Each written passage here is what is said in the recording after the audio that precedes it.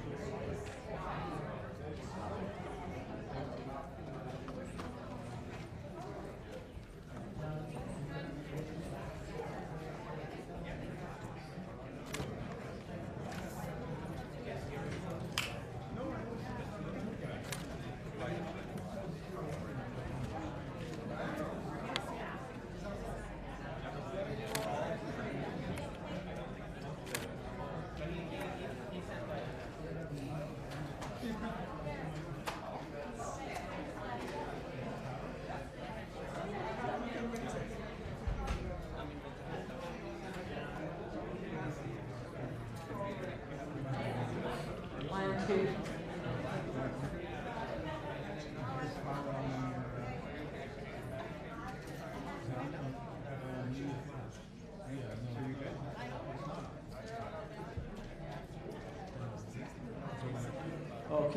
ladies and gentlemen, we can call the meeting to order. Mr. Teschner, etc. Welcome to the Toronto Police Services Board meeting for September. And let me start very briefly with the land acknowledgement. We acknowledge that the land that we're meeting on is the traditional territory of many nations, including the Mississaugas of the Credit, the Anishinaabe, the Chippewa, and the Haudenosaunee, and the Wendat peoples, and is now the home to many diverse First Nations, Inuit, and Métis people. And we acknowledge that Toronto is covered by Treaty 13 with the Mississaugas of the Credit. Colleagues, let me start by asking if there are any declarations of interest under the Municipal Conflict of Interest Act. Hearing none. Mr. Teschner, you wished me to turn things over to you at this point. I'm not sure why.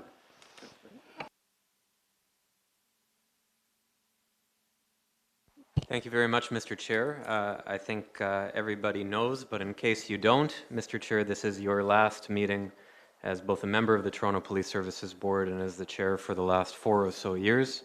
So we think it's appropriate that we celebrate that, whether you like it or not. And to that end, I'll turn it over to the Vice Chair, Marie Molinar, for some comments.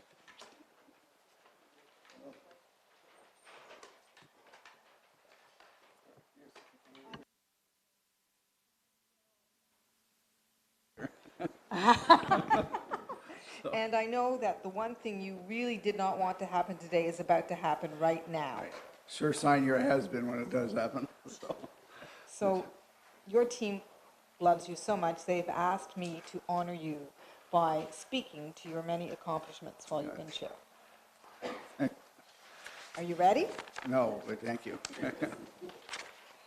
So you don't seek out attention. That's the bottom line. We know that. So today you're going to get at least half an hour, and you are the chair, so in theory you can cut me off after 5 minutes. But I can tell you it is going to go on a little more than 5 minutes. Oh, he's pressing the button. Okay, here we go. So when I met you many years ago on the board, you'd been appointed the year before, it was a meeting of minds that we hadn't expected, and then you became the chair, and nothing has really ever been the same since, and that's a good thing. Okay. You've been instrumental in so many areas that are going to endure after today, and you are very fond of saying that this board strives to make the TPS the best police service in the world, and you've done yeoman's work towards that end. You've professionalized and transformed both the board and the service through a relentless pursuit of some of your favorite words, good governance, and a consistent, persistent focus on achieving excellence in policing. There are 3 words that you utter at every meeting in the public and in the confidential: best in class. Those are words that we will forever hold dear once you are no longer the chair. Thank you. You've also brought new meaning to the term to work together, because you have taught us how to work alongside the TPS. The service knows who you are. You talk to everyone. And dare I say it, and I know that your spouse Valerie is here, dare I say it, I think you may have learned to listen to many voices. You have been focused on the significance of governance. You've been guided by your work in other sectors, and you've brought these best practices to the board. And you've approached the work with honesty and transparency. And I would be remiss if I didn't refer to the whiteboard in your office. It's the policy chart that anyone who comes to visit you is quite impressed by, because it sets out the board's policy agenda in a very clear way. And even today you encourage us to take note of it. And then there are the very many important issues that you and the chief have carefully stewarded. You've worked very hard to create a balanced understanding of some of the most complex and sensitive policing issues in our time. You've consistently sought out the perspective of others, widening the circle, especially when those perspectives differ from your own. You've done all of this with a degree of dedication and focus that really belies your self-identified reputation as a mere bond trader. My partners like to say has been bond trader. Has been bond trader? Well, I won't go there. Essentially, in my view, as a former public servant, you have become a public servant. You are committed, some might say overcommitted, to many important causes, but your role on the police board has really been your primary focus. And you've said to me and others that your work on this board has been amongst the most rewarding work that you've ever undertaken. You've described this work, as many of us do, as an honor and a privilege. And there's a few specific areas that merit mention. Mental health. You've gathered prominent experts across the field of mental health, an area you, and I know your spouse Valerie, care deeply about. And you encourage the creation of a renewed mental health external advisory committee, and that committee is going to soon release a report, and it's going to be groundbreaking. Anti-racism. Today, we will witness the results of your efforts to enable the board's anti-racism advisory panel when it presents a comprehensive race-based data collection policy, the first for any police force in Canada. And this policy cements the commitment of the board to the elimination of racial bias in policing, promoting equity, fairness, and non-discrimination practices as hallmarks for service delivery in policing. So how fitting is it that this policy is being presented at your last meeting? It's very high quality work, and I venture to say it represents an area which has perhaps stretched you the most personally, making you even more thoughtful and open-minded. Transformation, the way forward. This is work that you built from the ground up, the transformation of the Toronto Police Service. This work will be cemented as your legacy. As I said, you're fond of saying that transformation is always about striving to be best in class, and alongside the chief, you co-chaired the Transformational Task Force, which was charged with modernizing the service. From the very beginning, you've invested wholly to the transformational process. You have ensured that we involve community voices and experts from the outset throughout every single step. And as we build on excellence, you have sought ways that policing models can achieve both efficiencies and meet the needs of the service and community. This process was meticulous and meaningful. It's a roadmap that set the standard for the board's work in many other areas. You truly believe in the dedication and work ethic of the TPS women and men who bring their best selves to work every day. Your pride in this organization has been palpable and clear. You depart with a new understanding of the importance of involving many community and stakeholder perspectives, and you leave this board significantly improved. Your time here has been characterized by an enduring work ethic. You'll be remembered fondly because you make a point of treating everyone you encounter with genuine friendliness, curiosity, and respect. You will truly be missed. We will miss your compassion, your good humor, your unique insights, your enthusiasm, your relentless energy, and we know you don't believe in sleep. And perhaps most of all, we're going to miss your genuine commitment to doing what is best for the residents of this city and for the employees of the Toronto Police Service. You truly care.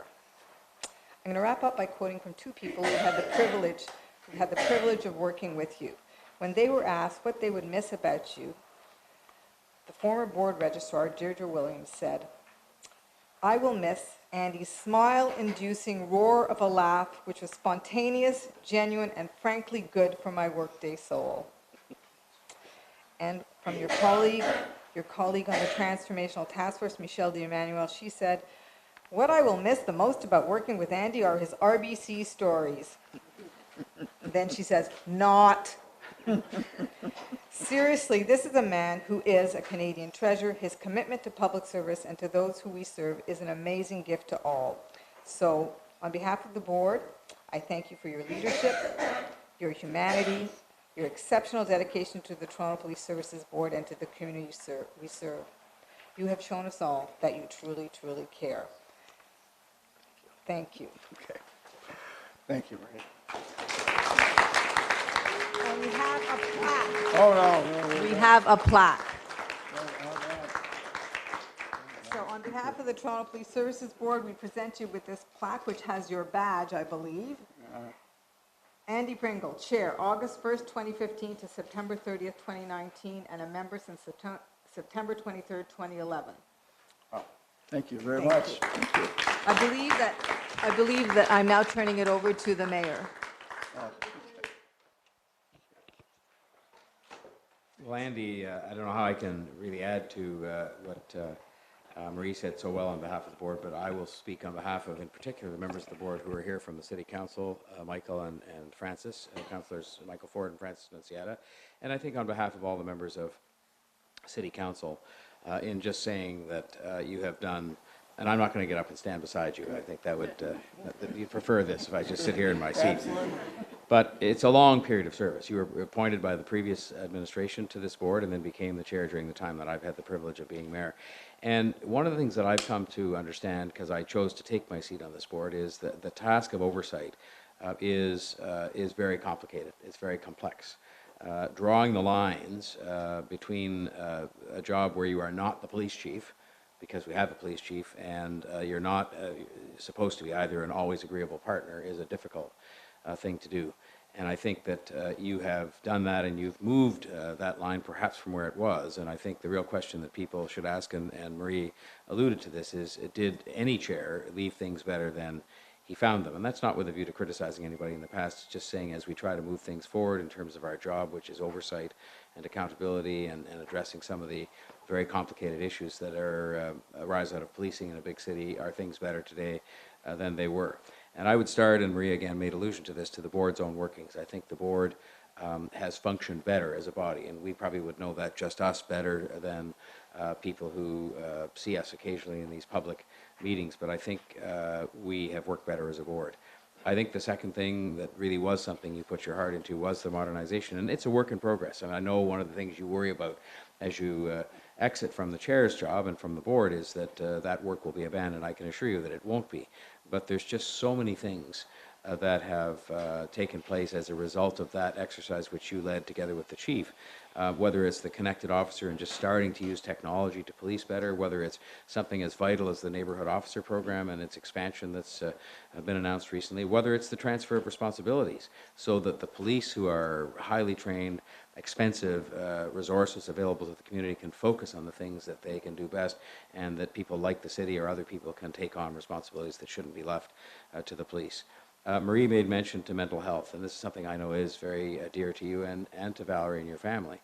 And I say now to everybody that I encounter, from the Prime Minister on down, that if you looked at one problem that faces the city that comes at you in every area of life, whether it's policing, homelessness, addiction and related problems, and you could go on with a long list, it is our failure to come to grips with and have honest discussions about mental health. And I think you have, as Marie said, you've renewed that discussion in a very open and thoughtful way here, and quite frankly, tried to do a good job of holding the service to account for making sure we're making progress on that. Race relations, I mean, a delicate but hugely important area that I think had led to how some of those things were handled, led to an erosion of trust to some extent between the police and the public, which is the single thing you've often said. I'd say even more so than some of the things you said he talks about often. It is that if we can't have trust at a high level, a higher level than it even is today, and I think it's higher today than it was before, we're not going to be successful in everything else that we do. And I think that in trying to draw that line between oversight and not being sort of the always agreeable partner, you've found a way to be a chair who cared about the men and women of the Toronto Police Service that you oversaw, and you also cared to listen to and to be engaged with people. People meaning citizens. That comes in part because you've always been involved in the 115 different community organizations, so you're exposed to all those people anyway. But I think you also, I know of many instances myself, as do colleagues on the board, where you sat down with people who chose to come and speak to you, including some of the deputies who come here and have very unique individual concerns about policing and about police-related matters. And if they were willing to sit with you, then you were willing to sit with them. And I think that's a hallmark again, your kind of leadership. In fact, the one part you didn't do as much, which left more of that than to the chief and myself, was to speak to the media and be answerable for our role here. But you did speak to a lot of people. And in a way, if I had to make a choice, myself, even for a chair, it would be to spend more time talking to and listening to people than even to the media. So I just want to say thank you on behalf of the really the City Council and all of the people to serve for this many years, 9 years on the board and 4 years as chair is remarkable. It did require, because of the way you do things, a remarkable commitment of time away from your family and business. And I think in the end, you know, people can argue and people will argue about specific issues and whether you did enough or you did too much or your policy or your view was right or wrong. They say that of all of us in public life. I think people can look at what you did here and know that it was done entirely in good faith, always with an absolute commitment to integrity, and always done in a respectful manner. And to me, those are sort of the hallmarks of true public service. And I think that people would agree on that, whether they agree with you on everything or not. And so I just join Marie and our colleagues here and extend this on behalf of all the members of the City Council, a huge vote of thanks for a remarkable service to the public that you've performed. And I have no doubt you'll show up somewhere else before too long serving the public again, because that's just what's in your DNA. So thank you very much.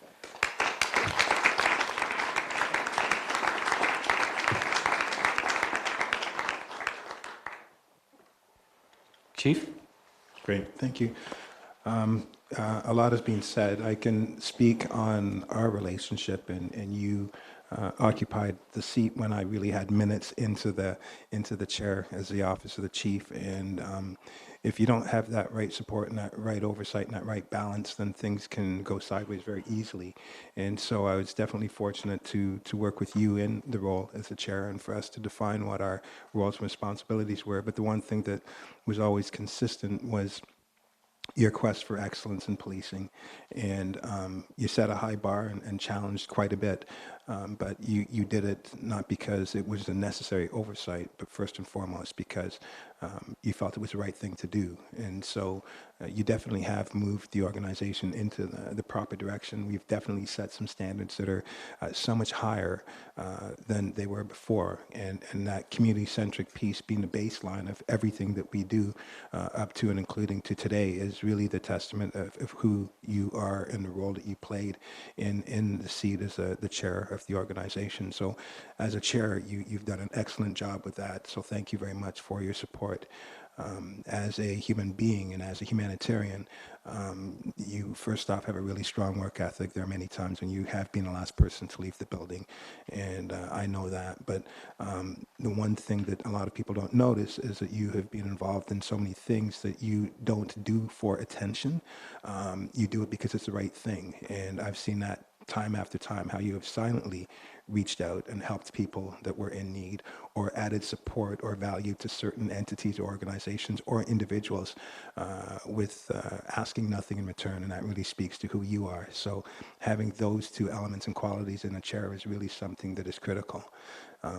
You promoted conversation, you provoked conversation, but you respectfully listened, and I think that that really has been a factor that has helped us establish the relationship that we have with us representing the Toronto Police Service and you representing the board. It was a 24/7 job for you, and I know that there are a lot of times where a lot of last-minute decisions had to be made, but the cohesive relationship really made it easier for us to navigate, and sometimes the waters were murky, and that is our industry. But you certainly proved that you had the tools, the capability, and the heart to want to get this right. And I do believe that the footprint that you have left the Toronto Police Service has been a fantastic one, and we look forward to continuing that. I will certainly have a lot more to say later on in the month because I'm still working as you as my boss up until the end of the month. So I need to not paint myself in a corner with too many great things because I don't know what's going to happen within the next couple of days. But I do want to say thank you so much for everything that you've done. It is something that I think is noble in every aspect. And I think when you sit down and dissect all the things that you have done over the past 4 years and the years before as a board member have been phenomenal. So on behalf of the Toronto Police Service and the men and women, sworn and civilian, thank you so much for all that you have done. And I look forward to continuing to have a strong relationship with the board that is in place right now. You have helped develop the framework for our continued success. So thank you very much.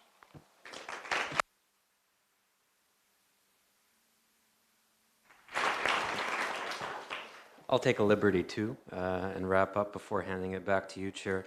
Just on behalf of the small but mighty team that you have in the office, and a lot of people don't know, but we do have a small staff that supports this board and the work that it does with the service and for the people of Toronto. I've had a front row seat to the way that you work and the way that you do things for the last year. I think I'm still a little dizzy, but what's clear to me is you do everything with your head and with your heart.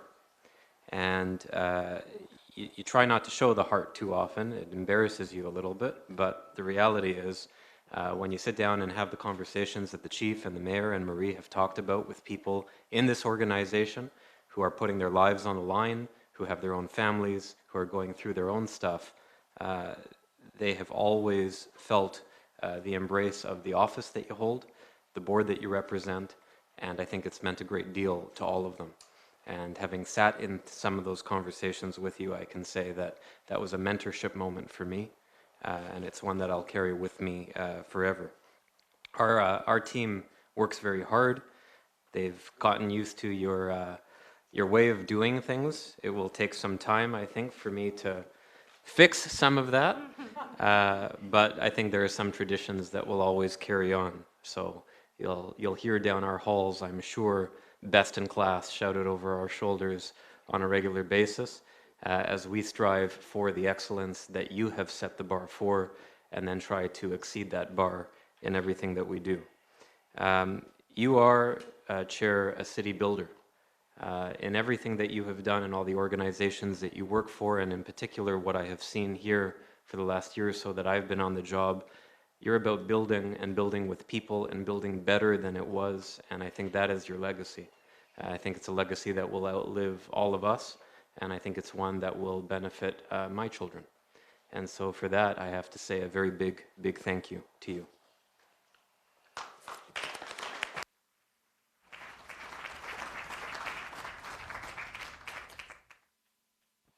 Thank you all very much.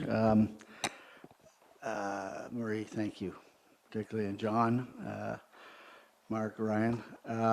You know, these things are interesting. It's I must admit, I think that as I look back on the last 8 and a bit years, 4 and a bit as chair, first of all, it's always, as you know, an honor and a privilege, but it's also been a pleasure. And these things are team efforts, so thank you for your kind words, but it's all of us around the table that make it work. And I came on, you and I talked about this when Rob Ford asked me if I would do it, and I guess I didn't realize how much work it was when we got into it. But I came in part because I was a mild critic, and I'm leaving, I think, not a raving fan, but certainly very much a fan of the men and women in the Toronto Police Service who just do an extraordinary job day in, day out. And the modernization that Mark and I embarked upon with your encouragement was really about excellence in every way. It was not, some people like to think it was a budget exercise, but it was really about leveraging the technology and increasing the productivity of what's really an extraordinary group of men and women, both those in uniform, but the civilians as well. And I think it's not just limited to the men and women of the service, it is to the board staff as well, which had to really work more closely with the service, but really work on an agenda together Marie, when you and I came on, and Francis, I think you were there about at the same time too, it was, I never really saw an agenda from day to day. That was the genesis of the whiteboard, to say, yes, it's not oversight by random or by what comes up, but it's, we want to have a vision, because board's first job is to set vision of where we go, and the vision is for the Toronto Police Service to be best in class, the best it can be. It's a great organization. It can go further. And so that was the vision of the whiteboard. That was the vision of where we're going. The joy for me is working with all of you. I learned so much. You know, I've taken on a number of jobs like this in the past. And every time you walk away thinking, man, I learned a lot. And the people I worked with were fabulous. I would say, Mr. Mayor, in terms of communication, as long as you were going to be on the board, for me to communicate, Mark to communicate, and you to communicate at the same time, we were going to cross each other's paths. And I think on one occasion, you did phone me up and say, you just said something exactly opposite to me in the press. So, in any event, I do think that the opportunity is extraordinary to do great things here. We are the biggest city in Canada. We are the fourth biggest in North America. We already have an amazing service of men and women who are in it and represent it and lead it. And I think that we really betray our future and our kids' future if we don't do everything to take it constantly up the next level. And John, I know you've been extremely supportive of that, and all you do as mayor. I think it's been a pleasure for me to work with my fellow board members in moving that forward. Marie is right, particularly the Transformational Task Force. It was one of those things where, Mark, I don't know about you, but as we got into it, we weren't quite sure where we were going, but we knew where we wanted to get to. And by the help of some extraordinary people, Ken was on it, but particularly some of the external people, and Mark, the men and women from the service that you selected to do it. I think over really a short period of time, 6 months for the first report and another 7 for the second, that was groundbreaking work. And Michelle Emmanuel and I have been asked, I think 6 or 7 times, and Greg Watts as well, to come to other organizations and talk about how we moved it forward. So that was extremely rewarding. But I think, as I said, it's also about setting a firm foundation here of vision of where we're going and an organization of the board that can work hand in glove with the service to make sure that our oversight is active and constantly moving us towards excellence.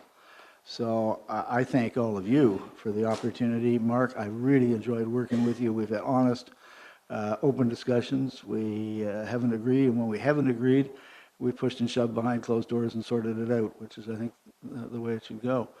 So I really, really enjoyed working with you, and I'm glad you're continuing for a bit. I also want to say, John, that your support has been extraordinary for the service through this and for me, and I really appreciate it and appreciate the leadership. We talked about, I'll jump ahead of myself, you know, the mental health and the race-based data. And, you know, when we went out to, the province had the opportunity to appoint another board member to replace Nuria, we sat around as colleagues and recognized that we wanted to do is get someone with a mental health background. And we got Uppala. And Uppala, you have been a very, very, very strong leader and processor and developer of both of those policies, and particularly the mental health one, but also the race-based one, which will lead us today. That's invaluable service. I think we're going to go through it shortly here. So I think the board is well served. I think we've got a great staff in place. And together we've set a good foundation, John, where we will continue. Because you don't do the modernization, the transformation of a great organization like this in a couple of years. You do it over some considerable time. And I think particularly, Barb McLean, the work that you're doing in HR in identifying who we need, talking about the diversity, the training, the mentoring is extraordinary. So I really enjoyed my time here. I particularly enjoyed working with a whole bunch of people who have stretched me further. And I think together we have moved it a little bit further in setting a firm foundation for board and service to work together for continued excellence. And then I'd just like to finish by thanking a couple of my colleagues on the board who make things look easy. Particularly, I guess, Sandy, who does all my comments and speeches and one thing or another. And sometimes I stick to the script. Sometimes the lighting's too dim and I can't read exactly what I'm supposed to be saying. But Sandy, thank you for always being there. Ryan, you've done a great job in taking this organization. I mean, Deirdre and Joanne and Carlene and others who have did such a great job before, but you've clearly come in. We talked about it beforehand, about the need to move forward with an agenda to work with the service to make sure we are excellent in everything we do.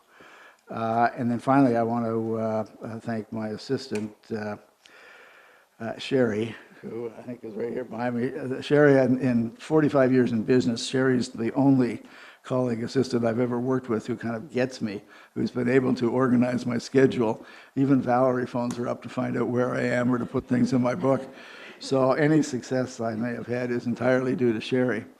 But, so Sherry, thank you. But colleagues, again, I think this is a team effort. I think we're in good shape, and I think we're about to see some of those efforts today in this meeting that will make us best in class, and a lot of extraordinary work that's been done. Uppala by you, and Notisha is here, but also a whole team of people. So thank you, and good luck. And I guess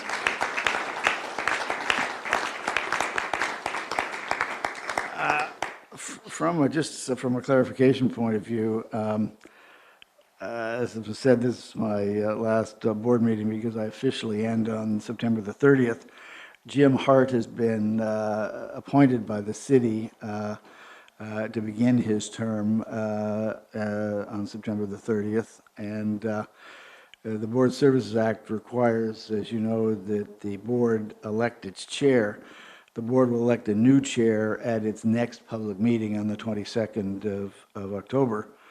And in the interim, as per the board bylaws, Marie Molnar, who is the vice chair, will assume responsibilities as acting chair until there is that election at the next board meeting. So again, everybody, thank you very much. And with that, I think we'd like to get on to the business of the meeting. And with the confirmation of the minutes of the meeting held on July the 31st, 2019, motion to approve. Ms. Molnar, seconded. Ms. Chandrasekera? Oh, you weren't here? Okay. Mayor Tory? I wasn't here. You weren't here? Oh, God. Francis, okay. All in favor? Any contrary? Okay. You did. They approved the minutes. Yeah, thank you. And so now I'll just quickly go through the agenda. There's a number of presentations and holds. So that item number 2, item number 3, item number 4 are all held. Item number 5 is a new job description for claims lead wellness. A motion to approve. Mayor Tory, seconded. Ms. Chandrasekera. All in favor? Any contrary? That's carried. Thank you. Item number 6 is new job descriptions. It's 3 approvals. Motion to approve. Ms. Molnar, seconded. Ms. Chandrasekera. All in favor? Any contrary? It's carried. Thank you.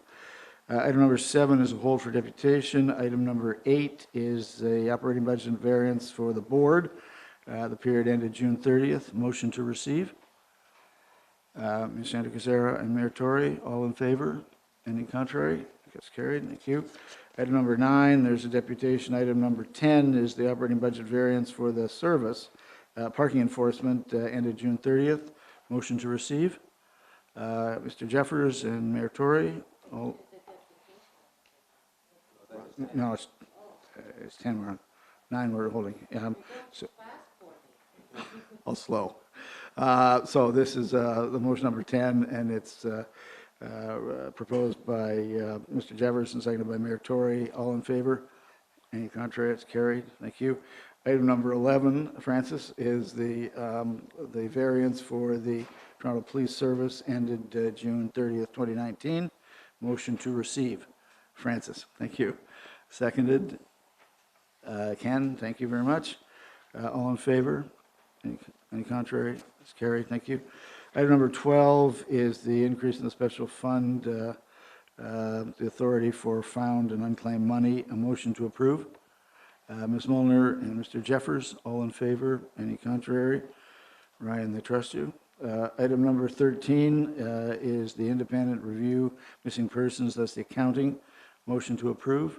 Ms. Chandrasekera and Ms. Molnar, all in favor? Any contrary? That's carried. Takes us to the consent agenda. The first one, number 14, is hold for deputation. Number 15 is the quarterly report of the Occupational Health and Safety. Hold, yep. Item number 16 is a hold for deputation. Item number 17 is the administrative investigation of the vehicle injury to Mr. Alex Felix. Motion to receive. Ms. Molnar and Councillor Nunziata, all in favor? Any contrary? That's carried. Thank you. Item number 18 is the custody injury to Mr. Aden Maalin. Motion to receive. Mr. Jeffers, seconded. Ms. Chandrasekera, all in favor? Any contrary? Thank you. Item number 19 is the Chief Administrative Review of Custody Injury to Mr. Evon Reid. Motion to receive. Mayor Tory, seconded. Ms. Molnar, all in favor? Any contrary? That's carried. Thank you. Item number 20 is the investigation of firearm injury to Mr. Jamion Hines. Motion to receive. Mr. Jeffers and Ms. Molnar, all in favor? Any contrary? That's carried. Thank you. And is there any walk-on, or is that's it? Okay.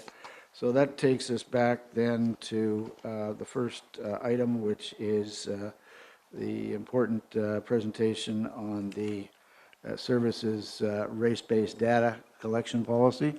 And I would just say there are a lot of deputations for this, and everybody will be restricted to exactly 5 minutes.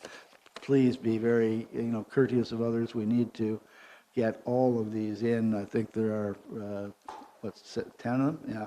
So quite a number.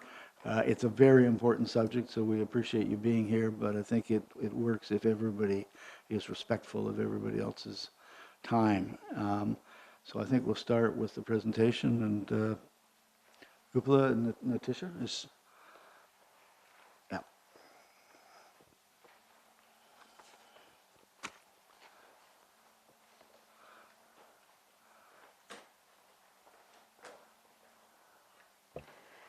Thank you, Mr. Chair. I'm honored to present to you for consideration today the board's new race-based data collection, analysis, and public reporting policy. This truly is a historic moment because this policy is the most comprehensive race-based data collection policy in law enforcement in Ontario and across Canada.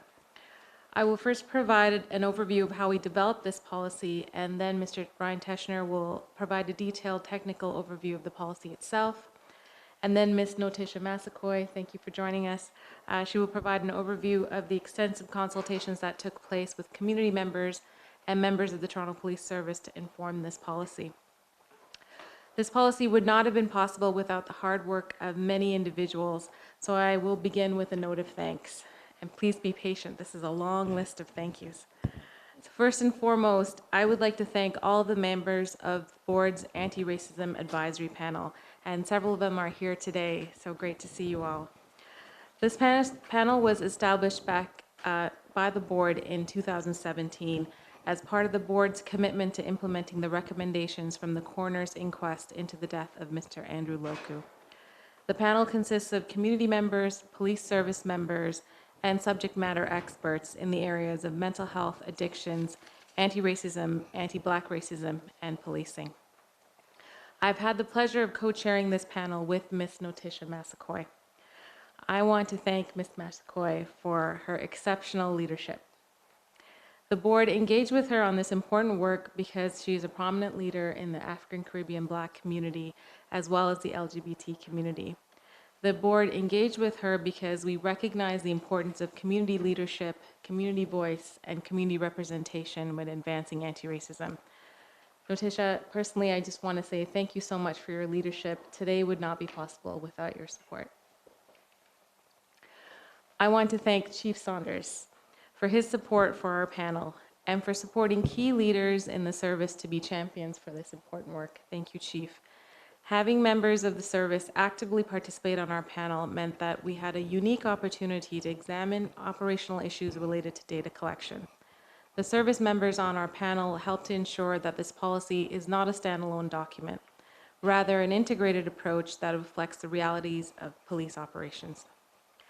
I want to thank Deputy Chief Peter Ewan and Deputy Chief Barbara McLean for their leadership both on our panel and with all of the organizational preparation that is already underway for moving this important work forward.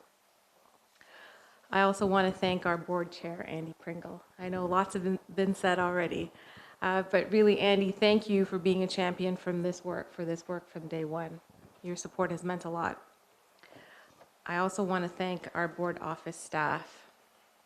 To Ryan Teschner, Danielle Dowdy, Sandy Murray, Diana Akeem, Sherry Chapman, and Ms. Georgina Jose, thank you for all of your hard work in support of our anti-racism advisory panel.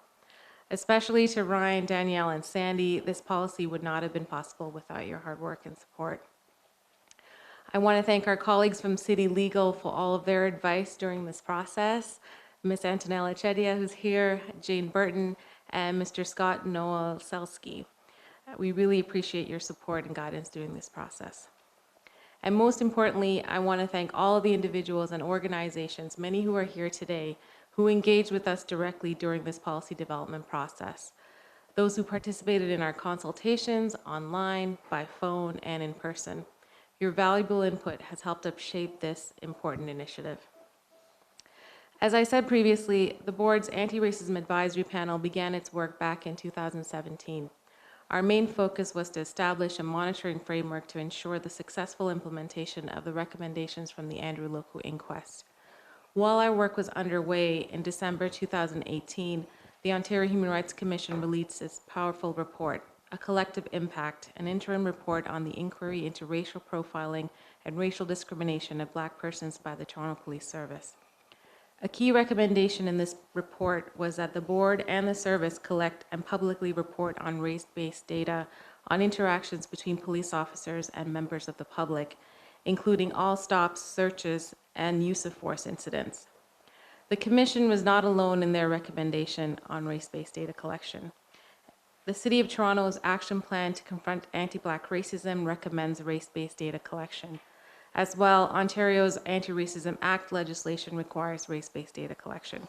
And in fact, the community, especially the African Caribbean Black community, has been calling for this for 30 years.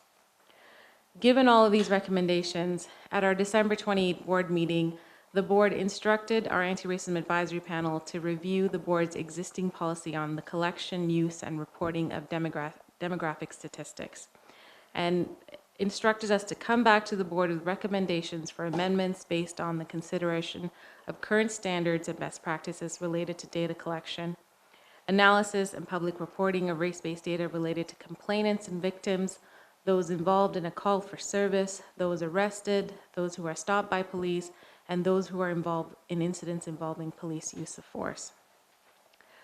Our panel began by educating ourselves on the issues related to race-based data collection, analysis, and reporting. We identified research and international best practices from other jurisdictions. We received a variety of information and presentations from several experts, including the Ontario Human Rights Commission and the Anti-Racism Directorate of Ontario. We also received presentations from the Police Service, including the Data Analytics and Innovation Division and the Toronto Police College. Our panel held 7 meetings over 7 months to deliberate on the issues and to prepare the draft policy that's before you today. Through the guiding principles of this policy, we acknowledge that bias and racism in society is impossible to deny, but must never be seen as inevitable or acceptable. As the employer, the board knows that the members of the service are deeply committed to this principle. We also acknowledge that efforts to reduce or eliminate bias and to specifically address anti-Black and anti-Indigenous discrimination must focus on institutional and structural practices. Practices we know manifest in every institution across healthcare, education, social services, and in law enforcement. These issues are systemic in their nature and often result in racial disparities and discrimination.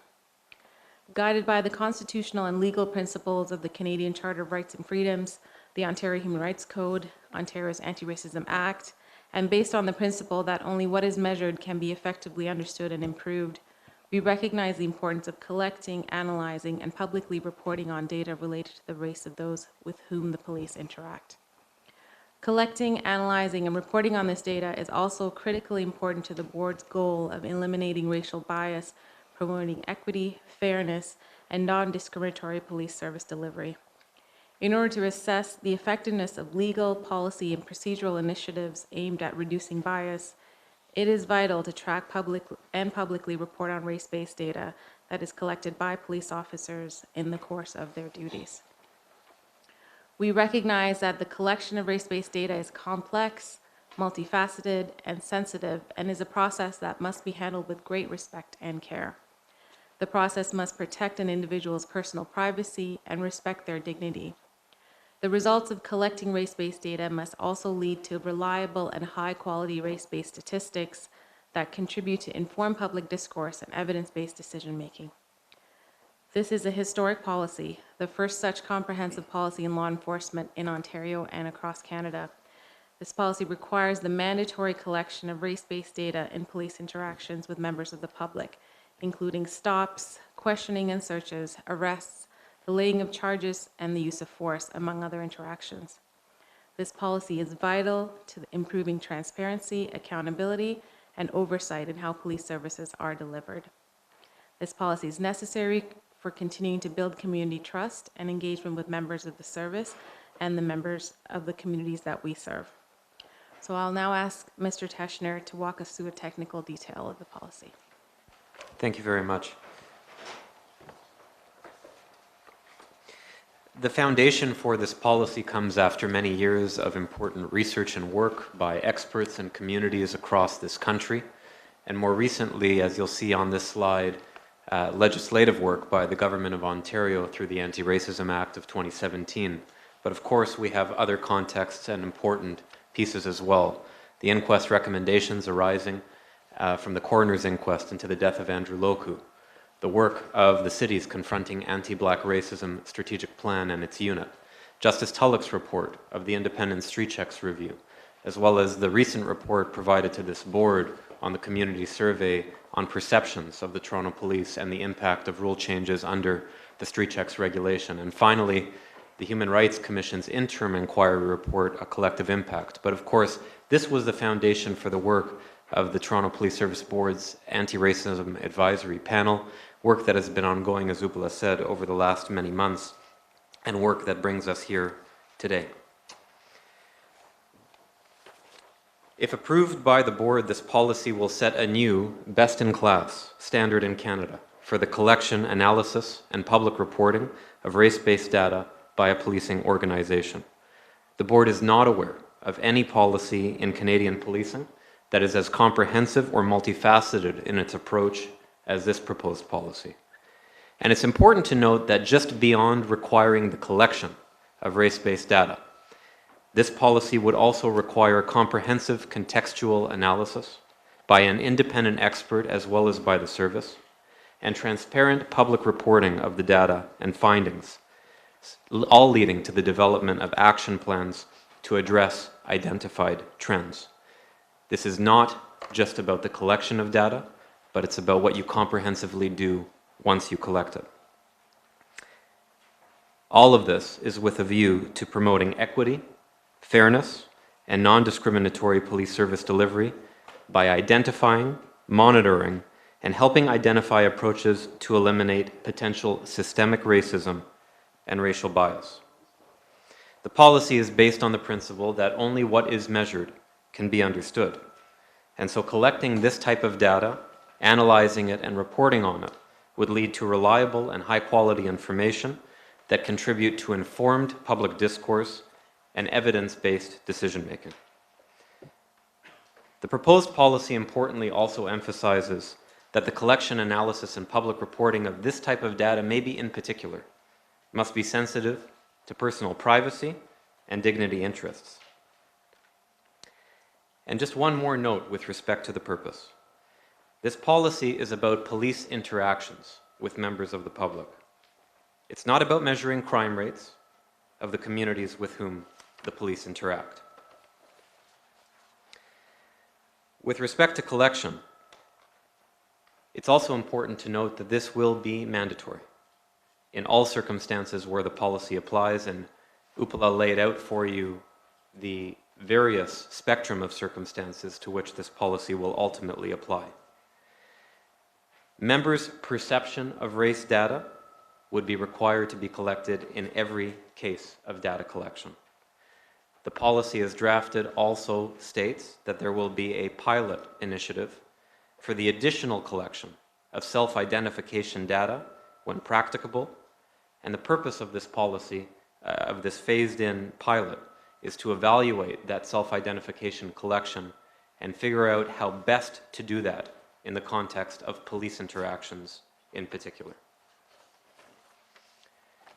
With respect to the policy's analysis branches, the policy directs the chief to create a framework for the analysis and public reporting of the race-based data that is collected, but also to create a community advisory working group to analyze and provide appropriate historical and cultural context on the race data that is collected.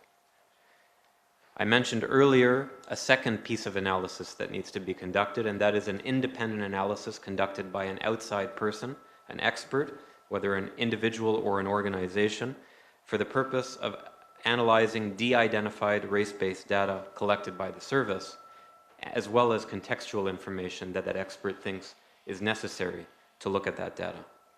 And finally and importantly, it's not just about collection, it's not just about analysis, but looking at the trends and the systemic issues that may appear and manifest, developing action plans informed by that community working group, informed by the lived experiences that they bring to address any issues that arise from the service's findings. In terms of reporting, it will be twofold. The service will be required through the chief to post the data on the public safety data portal on a regular basis. But in addition, the independent experts analysis, which will be provided to the board, will be posted on the board's website. The policy also addresses training issues. And so in consultation with the community, through the chief, the police service will be required to train officers who exercise the elements of this policy in their day-to-day work to be trained at least on the following elements.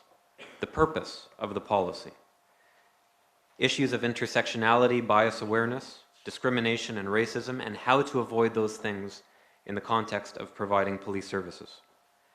The impact of historical events, and in particular local historical events that impact upon police-community relations. And the general impact of this policy and the procedures that flow from it in the communities that the service serves. The policy also goes further, and this was a discussion with the Anti-Racism Advisory Panel and work that we did with experts in the learning area, and identifies particular ways in which to communicate this information, using adult learning approaches, experiential learning, and realistic scenario-based training in the way that this training is ultimately delivered.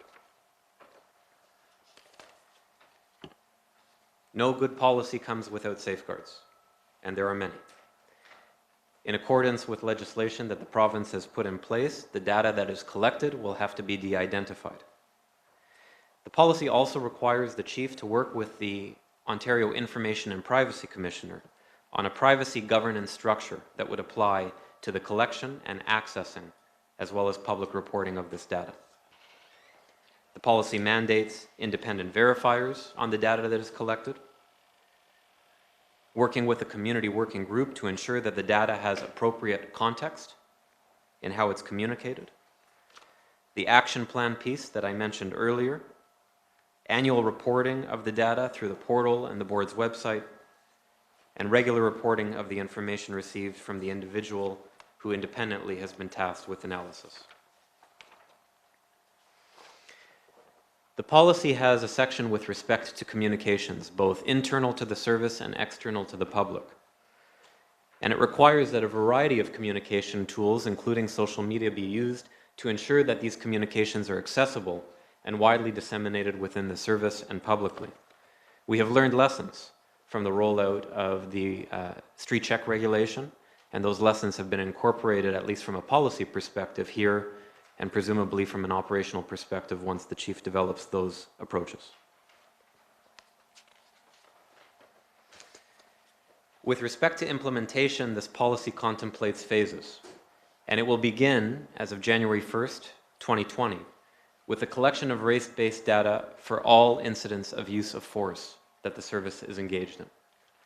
Following this, the policy will then expand and roll out to a wide range of various other interactions between members of the service and members of the public, including stops, questioning, searches, arrests, the laying of charges, and through a template put together by the Anti-Racism Directorate outlined in its data standards and the legislation, any other interaction where a member of the service has the discretion to make a decision that can have a significant outcome for the individual about whom they are making that decision. So comprehensive and wide-ranging in its ultimate application. Uppala talked about a discrete area of interactions, and the intention in this phased approach is to get it right, learn from it what we can, make any adjustments that are necessary, and then expand it throughout these other interactions. I'll just close by saying that the process, which Notisha I think will speak to a little bit more in how we got here today, has been comprehensive, and it's been a first of its kind for this board, and it's the way that we should do things going forward. Our stakeholders have been very supportive of the development of this policy, and we thank them for that. And with that, I will close and turn it over to Notisha to talk a little bit about that engagement. Thank you, Ryan. I want to first echo my thanks to all parties who've been outlined already by my co-chair, Uppala Chandrasekera, and I want to thank her specifically for very strong and impactful leadership. We would not be sitting here today without the collective efforts of all those many individuals from the community and the service. And I also want to express my deep gratitude to the members of the Anti-Racism Advisory Panel for the many hours of dedicated commitment to this work and the resulting policy. And as well, thank you to the TPS board staff and service, who have been outlined in Uppala's opening remarks. I do want to acknowledge that the first time that I sat before the board as the co-chair of the Anti-Racism Advisory Panel, I stated that I understood the enormity of the task that I was accepting to lead, and that the creation of the Anti-Racism Advisory Panel came solely based on the death of Andrew Loku by members of the TPS. So we also cannot forget that his legacy has been a vital guiding force in the work that we have undertaken over the past year. Over 30 years ago, the deaths of Lester Donaldson and Wade Lawson were also a catalyst for the creation of another process, the Race Relations and Policing Task Force.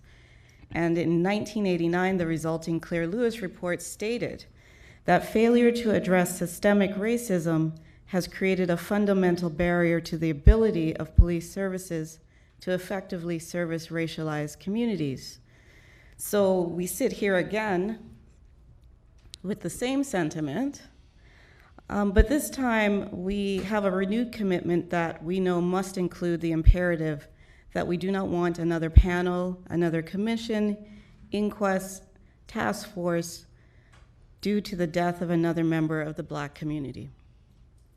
The Claire Lewis report in 1989 recommended that the collection of race-based data was foundational in addressing systemic racism, and today we have come to the same conclusion but aim to move forward, to move to the next step with a commitment not only to the development of the policy that we are presenting today, but the full implementation, monitoring, and public reporting of the operations of that policy. We understand that civilian oversight leads to high-quality policing. However, there must be effective mechanisms through which the public can require policy standards, policies, and practices that meet standards that are set by the communities who will most greatly be impacted. Policing excellence and modernization must be a practice in which the service delivery is congruent with the expectations of the public. And excellence in services to Black, and I respectfully include Indigenous communities, is one in which the service is congruent with the expectations of Black and Indigenous communities. The onus, I would say now, is on the TPS to deliver on the terms outlined in the policy.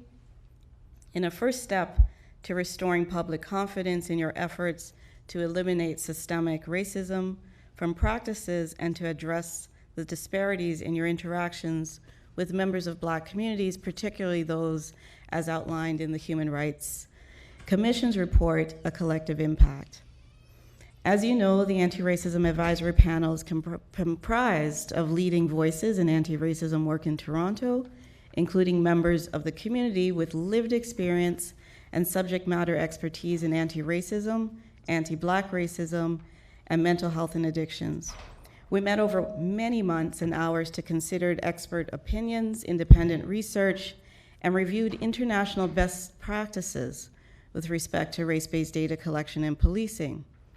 We also spent a considerable amount of time learning about and studying the internal mechanisms currently employed by TPS to collect, analyze, and report the data of interest, ensuring that we understood all of the possibilities that existed and what resources would be required to implement the policy in its full operation.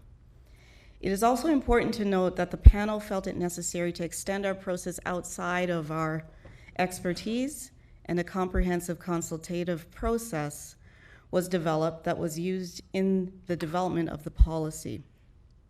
One that I feel, and I think we as a panel feel, is a best practice and should be employed anytime the board seeks to develop policies concerning issues of significance to the public.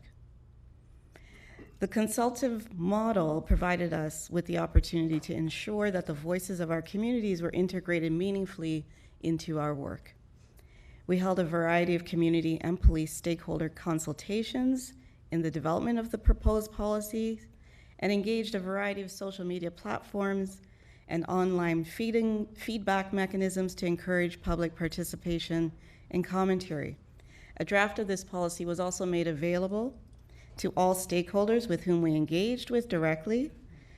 Consultations included community-based organizations, and I don't want to list them all, they're included in the report, but just to name a few: the Black Legal Aid Clinic, the Black Action Defense Committee, the Jamaican Canadian Association, Medenta Community Services. Consultations were also held with the Ontario Human Rights Commission, the Ontario Anti-Racism Directorate, the Wellesley Institute, the Toronto District School Board, as well as the City of Toronto's Anti-Black Racism Unit. Policing-specific consultations also took place in this process. It was very important for us to not only have community feedback, but also have feedback directly from police services who were a key stakeholder in this process. So the Toronto Police Association, the Ontario Association of Chiefs of Police, and the Ontario Association of Police Services boards were also consulted. I also want to add that a wide variety of community activists and elders who have had a long-term commitment to advocating for this particular change were included in our consultations. The feedback received throughout this process was crucial in the development of the policy and resulted in a more robust and comprehensive policy, and for that we are very thankful for everyone who took part in this process. In developing this policy, we also felt that it was extremely important to include the community voice in an ongoing and meaningful way, that it wouldn't just end with this consultation, that it would be carried through the implementation of the policy. And the policy, as Ryan has already stated, requires the creation of a community advisory working group that comprises of representatives from Toronto's Black, racialized, and Indigenous communities who have expertise in the collection, analysis, and public reporting of race-based data, and who are able to provide perspectives through lived experience. This policy, as has already been stated, sets a new best-in-class, I say that in respect to Chair Pringle, a new best-in-class standard in Canada for the collection, analysis, and public reporting of race-based data by policing organizations. As also has been stated, the policy is vital to improving transparency, accountability, and oversight in how police services are delivered to Black, Indigenous, and racialized communities. And it is just the beginning, I note, a first step in addressing the systemic racism in policing and the elimination of anti-Black racism and the resulting disparities that we have seen and experienced in our community and city. Thank you.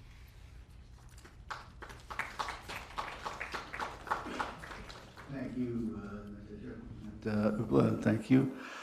And Ryan, thank you for all the work done. I think we have, as I said, a number of deputations.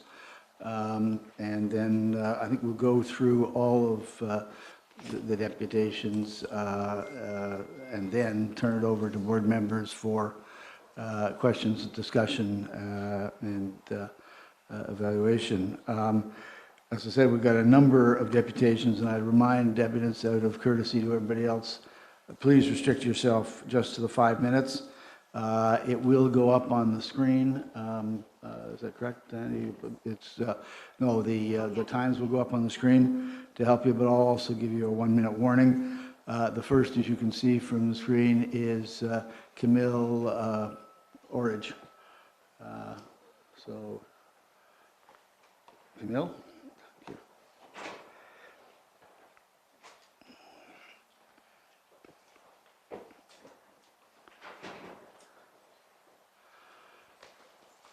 Thank you very much for coming. Good afternoon, and thank you for the opportunity to share my points on this important issue that is affecting and impacting my community. While my position is that the Toronto Police Board's policy for the collection of race-based data must be adopted, I do have some concerns about the policy that I just want to acknowledge for you to achieve the goal. First one is the collection of the data must result in an action plan. That was referred to, but it's not as clear in the policy who is accountable for that action plan, and that action plan must result in improvement to the population. And that's not as clear as I think it could be or ought to be. The action plan, the results of the action plan need not necessarily only meet the needs of the services board, but must result in improvement for the population. The draft policy does not address accountability of individual officers. And I understand this is about system, but short of the board and the service being able to deal with individual officers and the community's concern about individual officers, we end up with a blanket of all officers. And we know that's not true. But its absence in the policy or anywhere else is a bit problematic, because as a community member, we have no idea whether that will be addressed or not. The experts that will be hired to analyze and report on the data must include members of the Toronto's Black community with a deep understanding and demonstrated record of doing equity work within the community to actually adequately conceptualize. Our concern is that we can go off, and I can pick any university, and we can have, and my experience of all my years in healthcare and academia, they won't necessarily all have the required knowledge around racism, policing, anti-Black racism. So, however, just leaving it as expert in the report without some qualifiers, I think is a little bit problematic over time. And so it must include members of the Black community, and their work must include people who have done some of this work before. Just three other quick points. One is that we talked about the community committee, but there's a different kind of oversight mechanism for me in the policy that should be added. And one is, where does it sit with this board to then ensure that the policy is then implemented systemically and systematically across the entire province? It doesn't say that the community group has that responsibility, and that responsibility doesn't seem to be articulated anywhere. So we could have a policy that doesn't get implemented everywhere. So who makes and where is that accountability to ensure that that happens? And that oversight should also then have the responsibility to ensure there's not misuse of the data. Because I think that puts this board at risk and the community at risk if there isn't a place or someone or some group that ensure that the data isn't misused. And there's that potential for this data to be misused. The implementation, the policy, as much as there's a lot of work that's gone on, the work has just begun. The implementation is where the real work is, and I would just like to see some strengthening and accountability for that implementation portion. And last but not least is the difference between the perceived versus the self-identification. Coming out of healthcare, self-identification was important. The anti-Black racism standard talk about the self-identification, but it must be collected in what is considered a culturally appropriate space. Being stopped, all of those places, I struggle with how that can be culturally appropriate.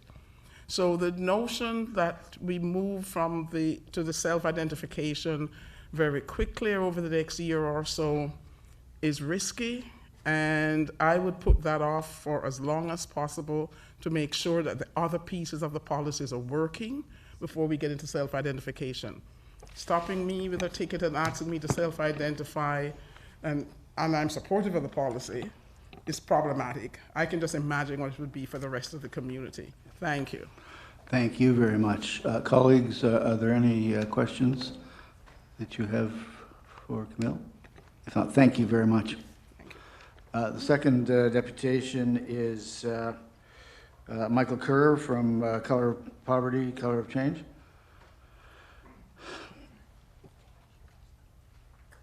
Michael, 5 minutes, and it will be on the screen for you, but I'll also give you the 1 minute warning, okay? Yes, thank you, Thank Mr. you. Chair, and committee members for allowing us the further opportunity to depute. You remember, of course, is it June or July, May possibly, that we were here before and shared our color of poverty fact sheets, which helps to inform our positions. But today's handout, I wanted to, in the same way as Ms. Orridge, highlight some key, I guess, operational principles that we hope that will inform the work going forward, as we are very much in support of the adoption of the policy framework, and look very much forward to working in support of it being operationalized. First, the one we want to draw attention to is the need for a more robust approach to disaggregated identity options. And the handout, you'll see the attachment, the one-page attachment 2, helps to highlight and underscore why that is so very important, using the example of looking at the experience and exposure to poverty of different ethno-racial communities and groups across the province of Ontario, and using that bar chart as a source of data. Looking to the back side of the handout, you see if you use the standard kind of aggregated categories that often are found in Census and other Statistics Canada survey tools, and others in use as well, that a lot of those inequities and disparities, which are very, very wide, will be made invisible. And we feel that the similar phenomena could very much take place within the categories that are proposed in the framework, and that serious attention, a look should be given to how those could be a finer grain kind of an approach to allow for these kinds of disparities to be made visible, so that the subsequent interventions can best address that reality. Secondly, it's important, as Ms. Orridge had already alluded to as well, the collection of perception-based data. And attached to that, the absolute need for a receipt to be given to all of those having encounters with police, so that those perceived identities can then in fact be assessed and tracked over time against reality. 3, we see this as the first critical initiative as a step forward of the board having the Toronto Police Service roll out the collection of race-based data across all environments, all aspects of its policing work, as is provided for within the policy.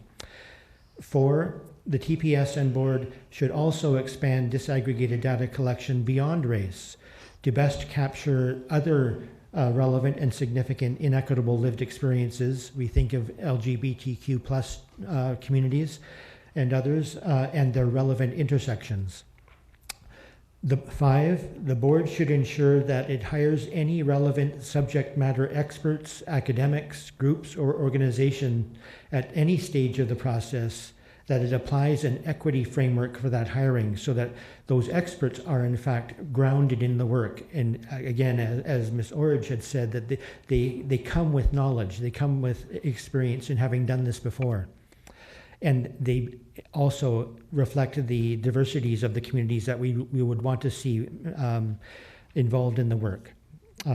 6, the board should ensure that the impacted communities be involved in the review and oversight of how the data is collected, analyzed, used, and reported out. Again, we welcome that provision within the policy framework. And 7, not lastly, because there could be others, but the entire initiative need and must be framed around a clear desire to take corrective action and to make positive change, with a consistent and structured approach to ensure full transparency and public accountability. And with that, thank you for the opportunity. Thank you very much, Michael. Colleagues, questions for Michael? Ken? Yeah, Michael, just.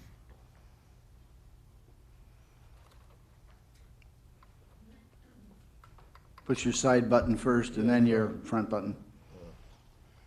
Okay.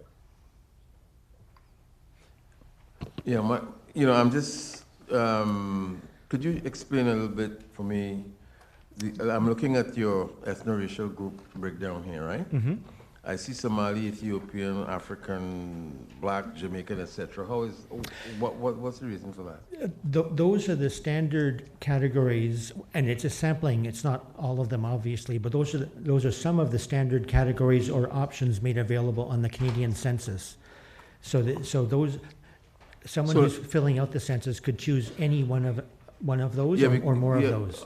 Just because my what I'm trying to find out is like the differences that you have here, like between African, Somali, Jamaican, right, Canadian. I don't understand it. Well, it's all based on the sum total of all of the individuals that took part in the 2006 Canadian census. It's how they chose to self-report or self-identify, and then just extracting on that basis from the aggregate totals. And so someone who's of Black Jamaican heritage could have checked both of those boxes, so that they would appear in either of those bars. And the NIE is for not included elsewhere in terms of StatsCan speak, I think.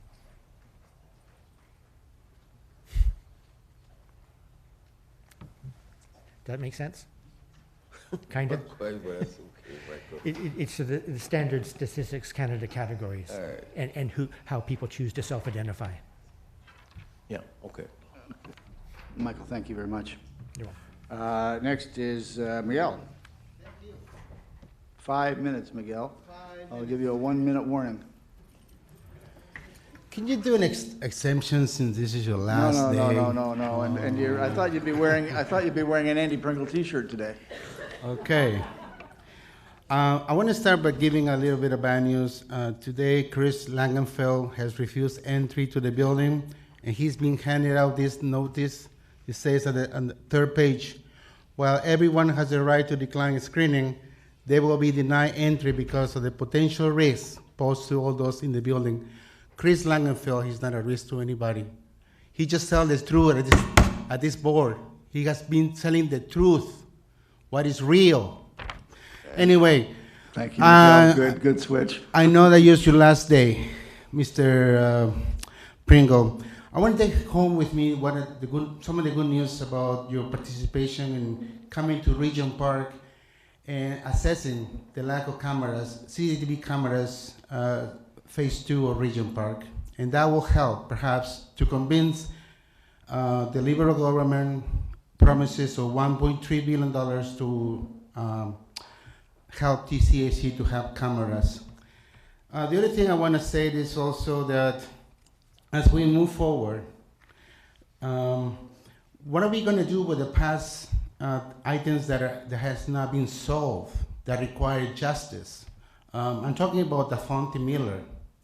The Fonte Miller has not received the proper justice. His case was brought to the attention of professional services, and they kept the information hidden.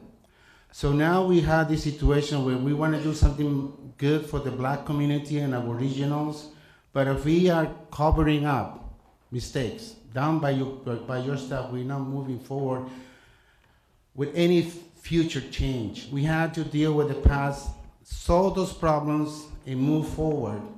And some of the questions the community has asked, what is next with this data collection? How is this going to improve the lives of poor Black and Aboriginal people in the city of Toronto? These are the questions put by the public. Also, I'm going to speak on item 7 of this appointment of TCAC constables. I'm going to try to speak on the issue of the training that is going to happen on this proposed policy. I for item 7 on that. Just stick to this. You have 2 minutes. Yes. Miguel, so thanks. This proposed.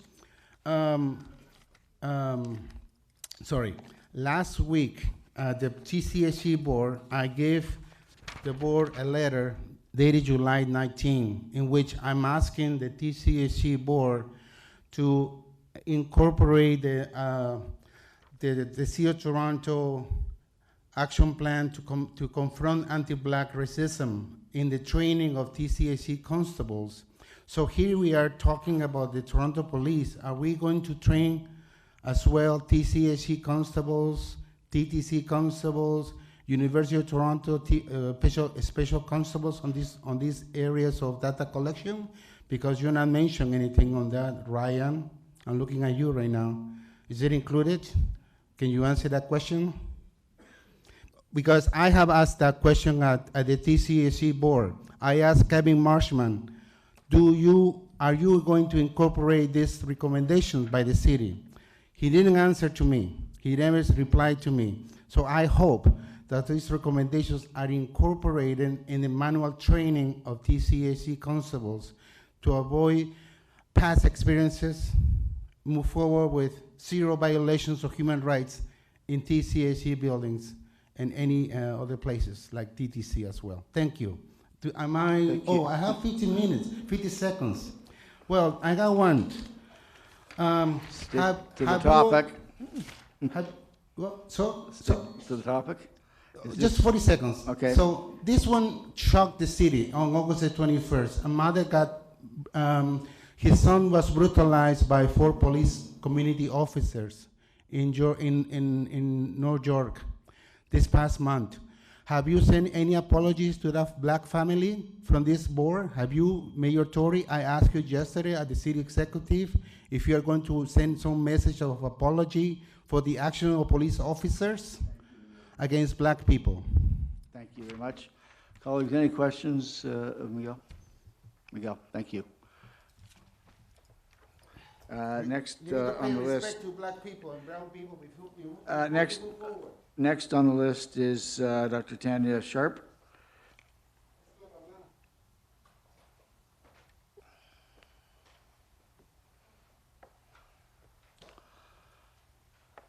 Dr. Sharp, thank you for coming, and you'll see the 5 minutes is posted, and I'll also give you a 1-minute warning. Thank you for having me. Thank you for joining us. So, good afternoon. My name is Tanya Sharp, and I've come before you today in support of the race-based data collection policy, wearing several hats.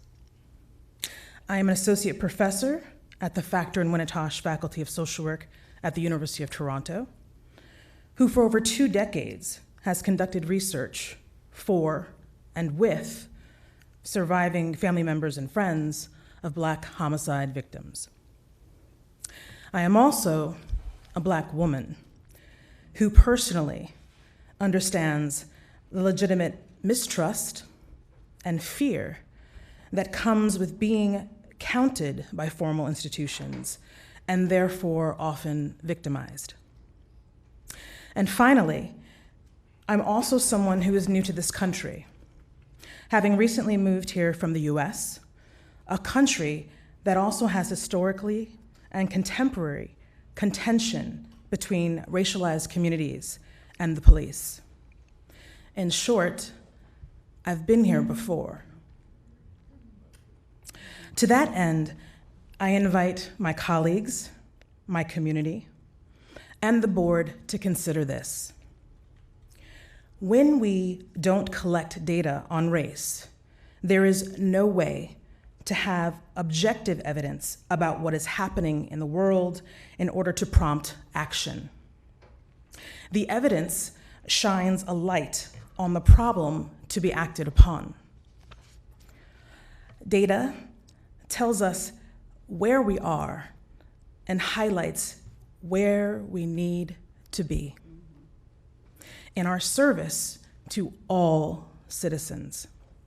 Data tells us whether things are changing or not when we put policy and interventions in place. In other words, data allows us to assess whether a program or policy is effective in reaching its goals. We can't know this without the collection of data that ultimately tells us how we should invest our resources and what value our citizens truly have. This policy allows the Toronto Police Services Board to share data publicly, allowing the community, researchers, and policymakers to work collaboratively to examine issues of racial discrimination and make informed recommendations on how to address it.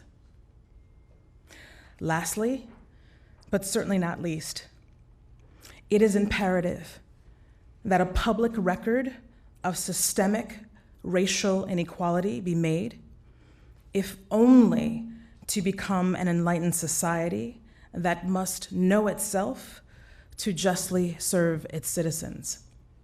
Thank you. Thank you very much. Colleagues, any questions for Dr. Sharp? If not, thank you very much. Next on the list is Anai Grant. Sorry, Anania? Anania Grant? No? Okay. Is confronting, oh no, Dave Lynn?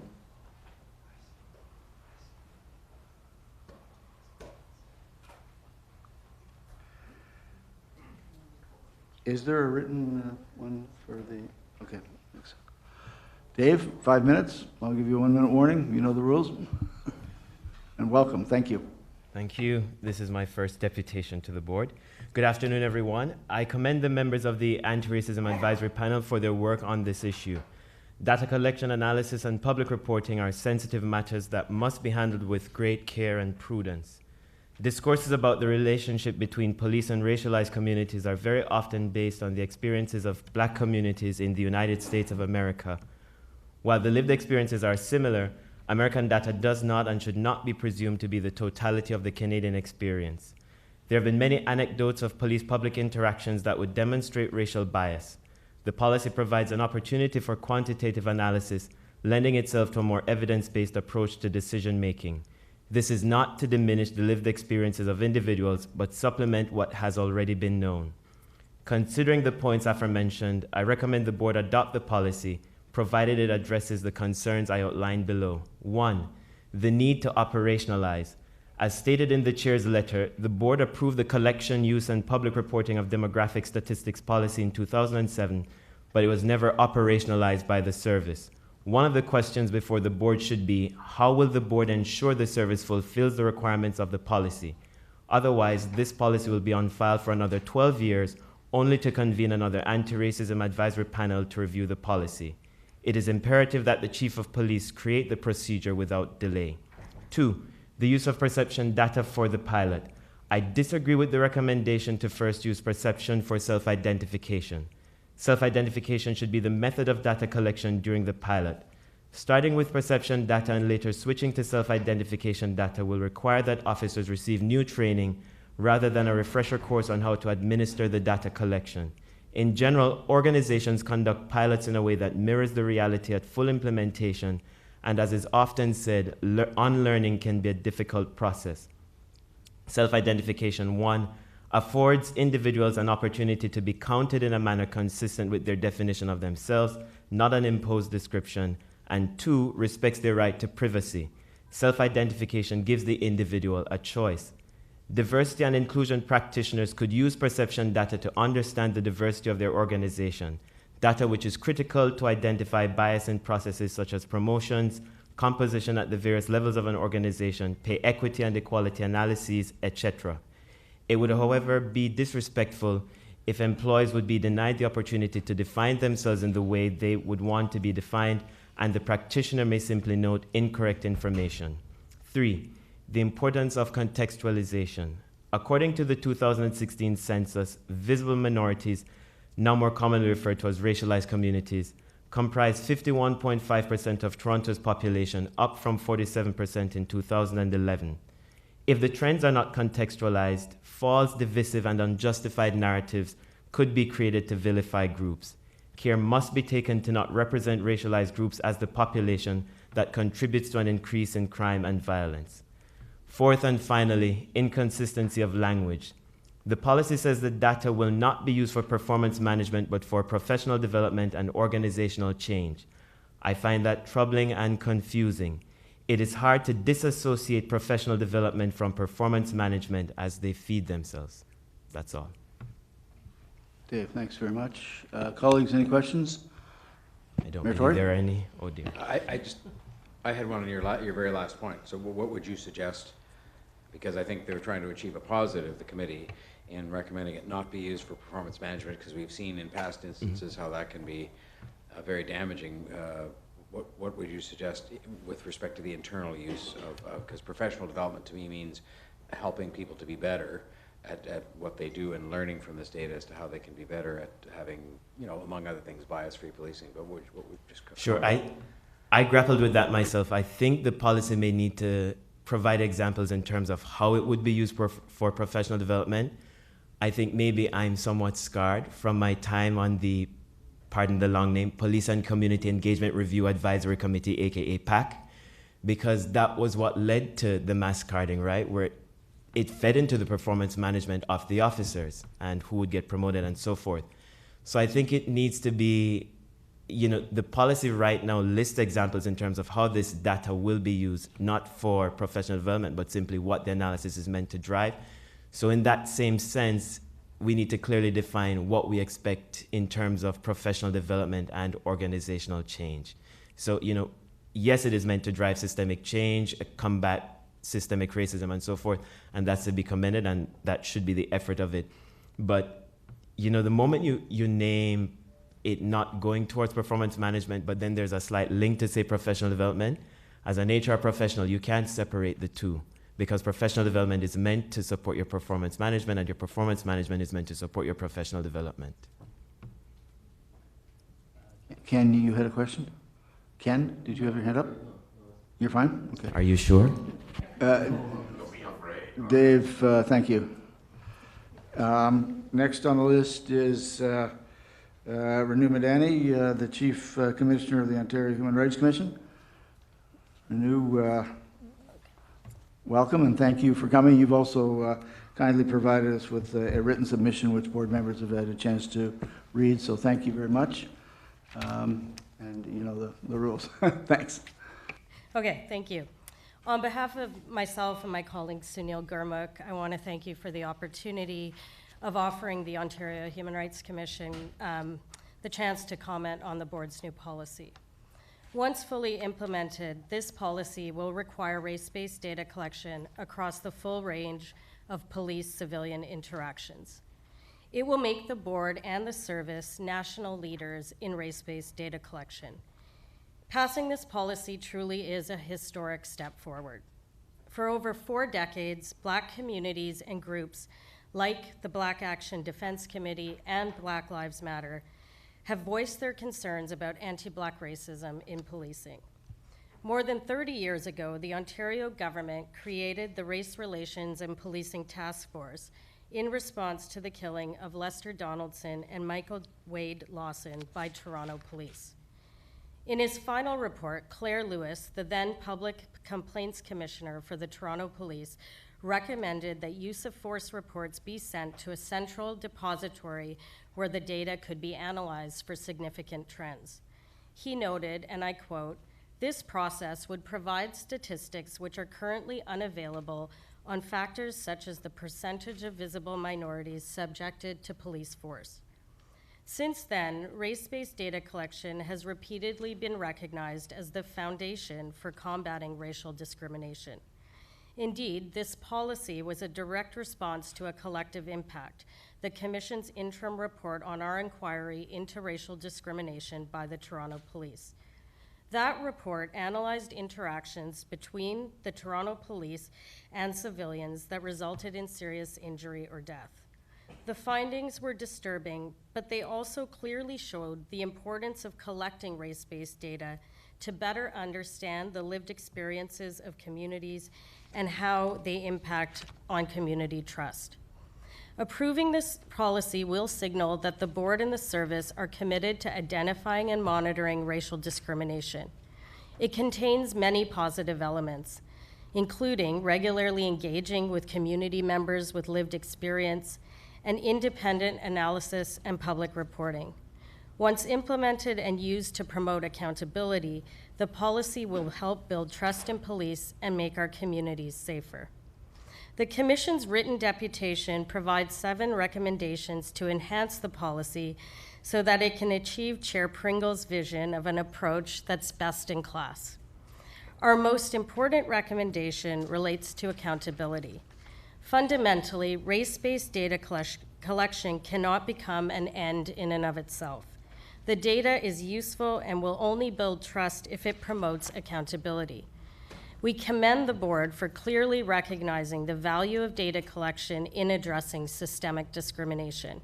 The data should also be used to promote human rights accountability at an individual officer level.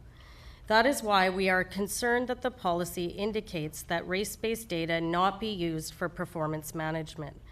While we acknowledge that the vast majority of officers are not racist, the Commission does recommend that the board require that the purpose of the policy include identifying both individual and systemic discrimination, that race-based data be disaggregated by individual officer, and that action plans include using race-based data to identify potential problematic or officer conduct. All forms of racial discrimination are illegal, both individual and systemic, and these are often linked. Without being able to rely on race-based data in performance management, the chief is denied an important tool to identify problematic officer conduct and take remedial action like coaching, retraining, and discipline where appropriate. Human rights accountability before courts and tribunals will also be frustrated if this data is not disaggregated by officer. This all being said, the Commission strongly supports the board's policy on race-based data collection. We have appreciated the open dialogue we have had with the board and the Anti-Racism Advisory Panel, and it is in this spirit that we offer this deputation. This policy shows that progress is most possible when human rights experts, people with lived experience, and police work together towards the goal of ending racial discrimination. So once again, congratulations on your historic achievement. Anu, thank you very much. Colleagues, questions of Ms. Miranda? Ken? Yeah.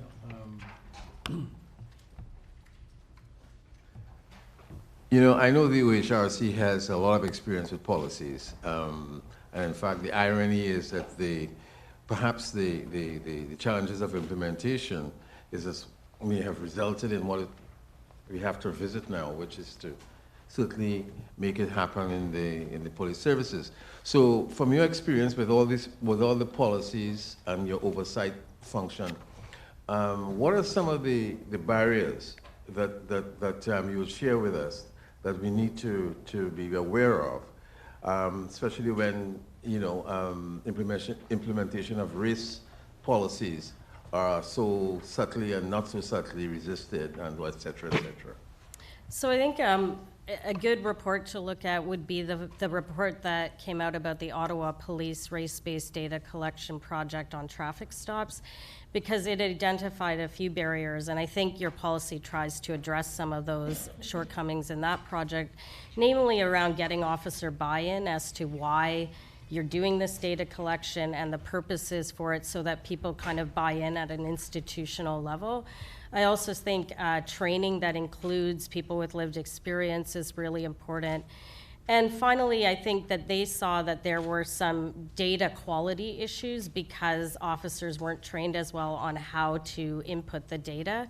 So I think all of those things seem to be addressed in this policy, but those were the major challenges we saw in the Ottawa Police Race-Based Data Collection Project. And lastly, were there consequences for infractions and resistance and that sort of thing? Like, was that part of it as well? Again, I don't think that, like this project, it was focused on systemic discrimination and not disaggregated by individual officer, as far as I know. Marie, you have a question? And then Uppala? Thank you. Thank you very much, and thank you for your support. And I appreciate that reasonable people can disagree on whether we collect for individual or systemic discrimination. I'm sitting here feeling both very proud and wondering whether someone in your position could help me with the question I have around how to communicate the complexity of what we're discussing today to people who aren't in this room.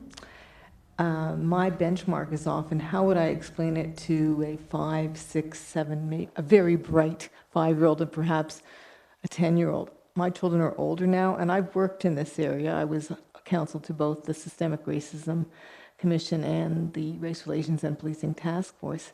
So I'm asking you, because of the position that you occupy, can you help me, for the purpose of perhaps people who aren't in the room today, what is the significance of what we've done today in very basic terms? I can try. Thank you. I think, first of all, the significance is that the policy itself acknowledges the existence of systemic discrimination and the need to monitor and measure that. So I think the first thing is just the recognition of systemic discrimination and the understanding that social science methodology around research and quantitative research can be applied to understand this problem. And I think the last thing I would say is that it's really important that we start to really drill down into what the problematic practices are. And I think that the data allows you to go beyond people's experiences, and to also look at what particular types of police-civilian interactions raise the most disparities and the most concern. And I think that we haven't really been talking about systemic racism and anti-Black racism in the context of data that would show us the different points in the interactions that might raise concerns, and also the points where there may not be as many concerns. So I think pinpointing problems is something that this data can help us do. Thank you. Uppala? This is not a question, more a comment to say thank you to your team as well, to Raj and Shaheen and to Sunil for coming to the table to work with us. I think this was a really great example of our collaboration between the board and the commission. And I know that lots of meetings and conversations were had with our staff as well. So really to say thank you and for bringing us very thoughtful advice that we were able to incorporate into the policy. And I would just say, you know, we have really appreciated the iterative dialogue and being able to see many of our comments incorporated into the final policy. Thank you. No other questions, colleagues. Thank you very much again. Thank you. And congratulations on Thank you. your retirement, sort of. Yes. Freedom, 70. Derek Moran.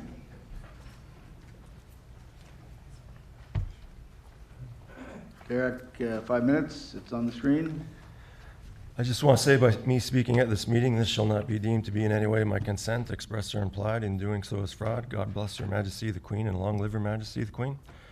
So, one thing about this whole race-based collections, in order for somebody to have their race-based data collected, they first have to have interaction with the police. So one thing that the Toronto Police going forward should, or everyone should know about, when they interact with people in the future, I just want Chief Saunders to know, what it says in R versus Godoy, 1999, Supreme Court of Canada, the police were responding to an unknown trouble call. They, the police, had the common law duty, statutorily codified in Section 42.3 of the Police Services Act, to act to protect life and safety. So when the Toronto Police, I don't think most people realize that, you know, Toronto Police have a duty to protect life. So when they interact with anybody in the future, that should be on top of everybody's mind. So in this report it says, we have long heard from many members of the public that they want to see the collection of race-based data in police interactions to enhance accountability, transparency, and oversight. Ultimately, the board views this policy as vital to improving transparency, accountability, and oversight in how police services are delivered, necessary for continuing to build community trust and engagement between members of the service and the communities we serve. Well, that sounds terrific. So I was just wondering, since you guys take accountability and transparency so important, the people who are waiting to speak afterwards, to come up here and speak after I'm done, will they be able to ask questions of all of you of how you're going to collect this race-based data?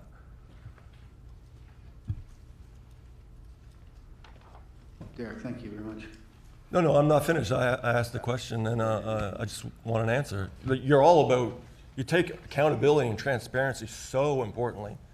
These people then should be able to come up here and ask questions on how you're going to go about collecting this race-based data. It seems fair. Like, I'm not making this up. These are your own words. Like, you people should not be allowed to get away with what you do by just saying it. Just saying it doesn't make it true. You know we've been through this before, Chair Pringle. I got a huge round of applause at the carding consultation at the YMCA. You know, it's one thing to say you're accountable and transparent. It's another thing to actually be accountable and transparent. So are these people who are waiting to speak after me going to get honest, truthful answers from you on how about this race-based data is going to be collected? Derek, we're going to hear their deputations and use that as our input for discussion. That's what we'll do. That's what we're doing with you. So thank you very much. If you finish. Nope, I'm not done. That's I was great. a simple yes or no question. Yes or no? Just for the record. Come on, Ryan, answer the question. Have you finished your Are these people deputation? going to be able to come up here and ask questions? These Since you're people so are accountable, gonna so come transparent. up here and give us their thoughts so that we can No. have a sensible If you go on the discussion. E-Laws website for the province of Ontario and do a word search for deputation, you know what comes up? Zero. Nothing. This whole deputation thing is a misdirect. It's a red herring you guys have thrown out. These meetings are supposed to be to come here on your own website. It says, who is the board accountable to? The board is accountable to the community. The legal definition for accountable is responsible and answerable. You're the servants. You're paid by us. You work for us. We come here, we ask questions, you answer them. That's the way it's supposed to be. So are some of these people who are waiting to speak after I'm done, I won't take more than 5 minutes, don't worry. Will they be able to ask questions on how this race-based data is going to be collected, yes or no? I see Diana's handing you the answer to give me, probably from one of the lawyers, one of the Law Society members. Thank you very much.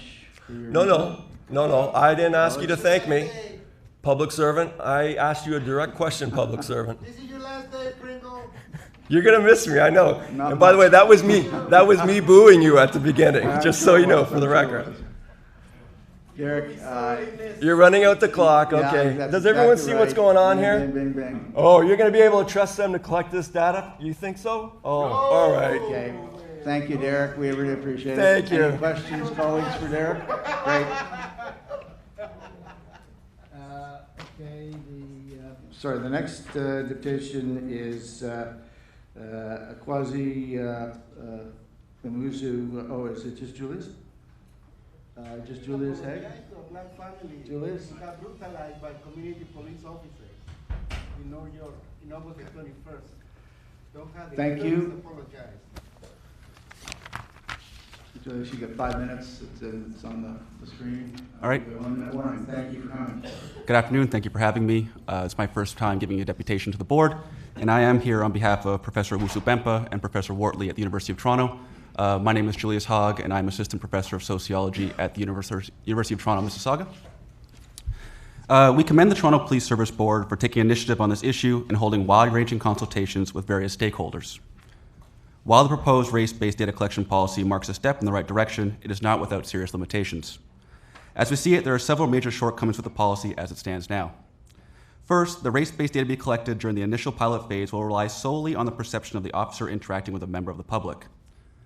That is, the race of the civilian will be determined and ultimately recorded based on the officer's perception of that civilian's racial background. While this type of data can be useful in identifying certain types of racial bias, it could potentially lead to the collection of inaccurate and thus unreliable data. There may be instances, for example, where an individual's self-reported racial identity will be perceived differently by police officers. This has already been shown to be true in Toronto, as demonstrated by the analysis of historical carding data. If the same individual is recorded as both Black and South Asian in the data given for a policing outcome, there will be no accurate way to determine the true representation of Blacks or South Asians in that policing outcome due to misclassification of the individual. This problem will make it impossible to determine the true rates of racial and over and underrepresentation in policing outcomes in Toronto, and thus to identify systemic trends. Secondly, this type of data collection is open to manipulation. If officers know that they're collecting race-based data in order to look for racial bias, they may misclassify an individual's race so as to know the numbers one way or another.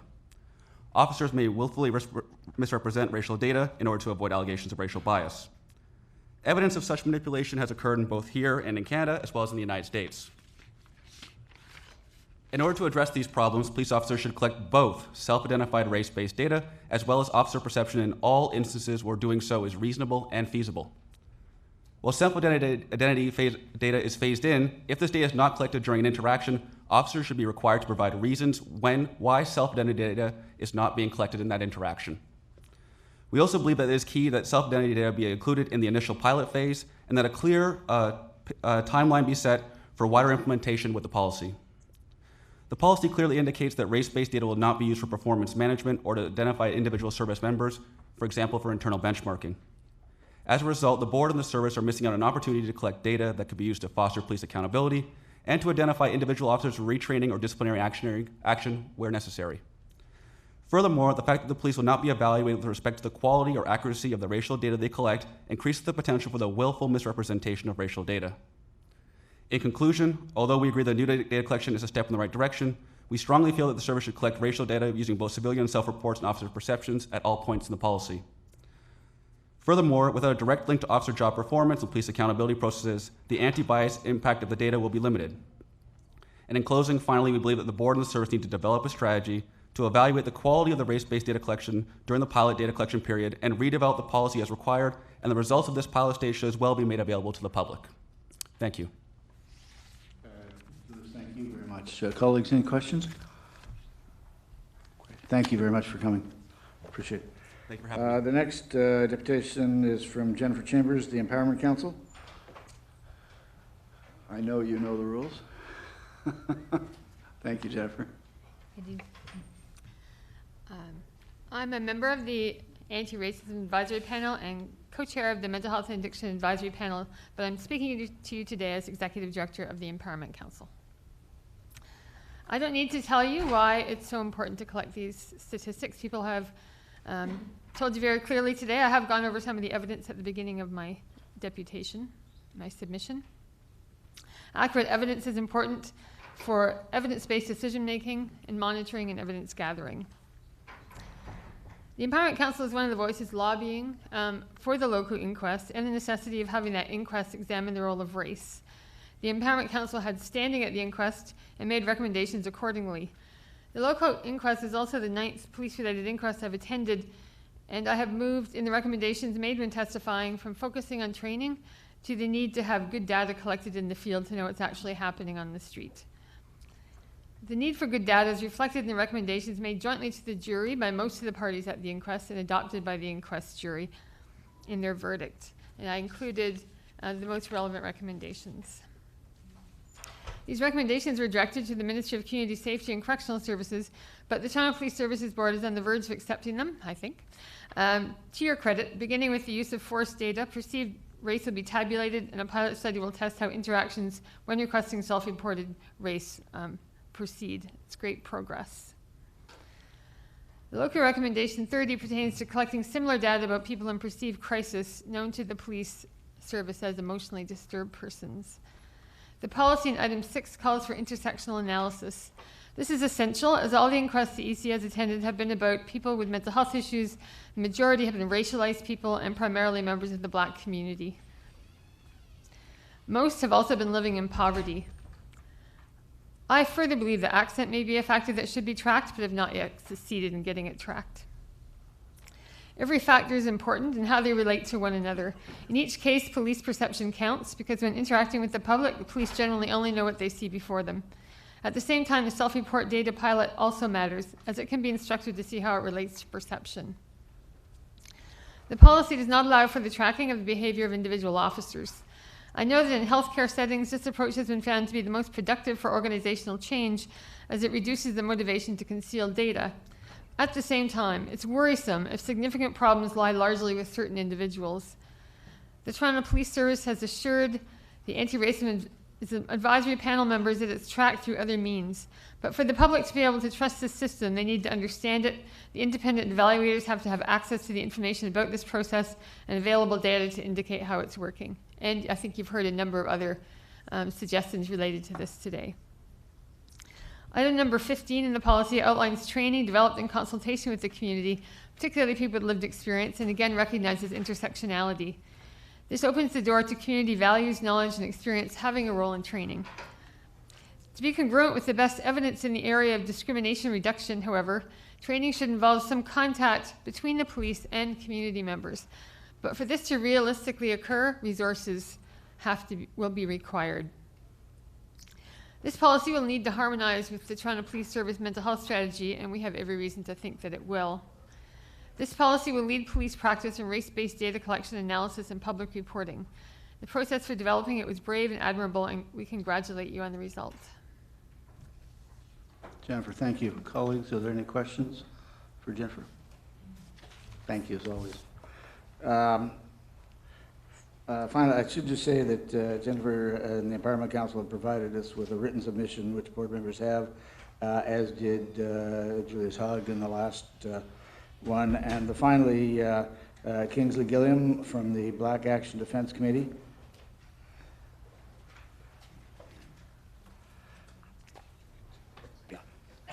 Kingsley, thank you for coming, and the time is on the screen. I'll give you a 1-minute warning. Yes, good afternoon, Mr. Chairman, and thank you. And I want to congratulate you on completion of your term after today. So, Mr. Chairman, members of the board, His Worship Mayor John Tory and Chief Mark Saunders, good evening. I'm here to address you on behalf of the Black Action Defense Committee, an organization which was founded out of a tragedy, the unwarranted shooting death of Lester Donaldson by a Toronto police officer. And we are here today to discuss a policy that was recommended out of the inquest of another tragedy, the tragic shooting death of Andrew Luko in 2014. The situation giving rise to Andrew Luko's death was extremely troubling because it was only minutes after two police officers from Toronto Police Service brought him from the Don Valley Parkway, where they found him riding an e-bike in the night, in a very dark and rainy night, and got permission to drive him back to his apartment over at Caledonia and Eglinton because it was too dangerous for him to ride all that way back. And within half an hour after they dropped him there, Andrew Luko was dead, shot by another Toronto police officer who, on 21 seconds after arriving on the scene, fired the fatal shot. And to add insult to injury, when asked by one of the lawyers at the inquest, after you shot him, what happened? He said, he fell like a tree. And then when asked later, having gone through this, if you had a similar situation, what would you do different? And he said, nothing. That sent shock waves through the courtroom. And that and his fellow officer, his partner, and several other of the police officers' testimonies were extremely troubling to the community.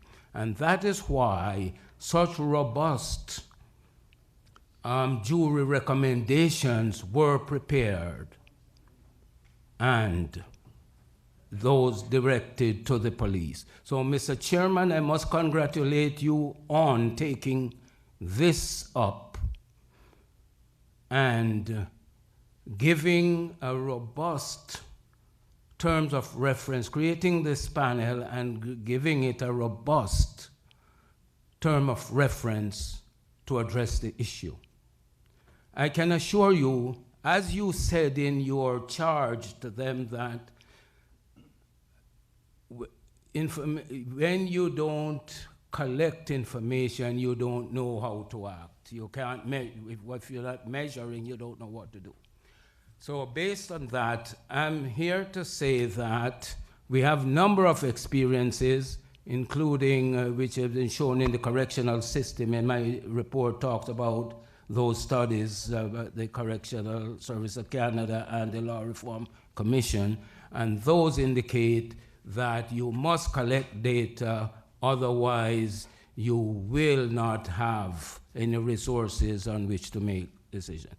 I am pleased to say that in 50 years of interaction with Metropolitan Toronto Police and its successor organizations and this board, this is the first time that we seem to be aligned on an issue.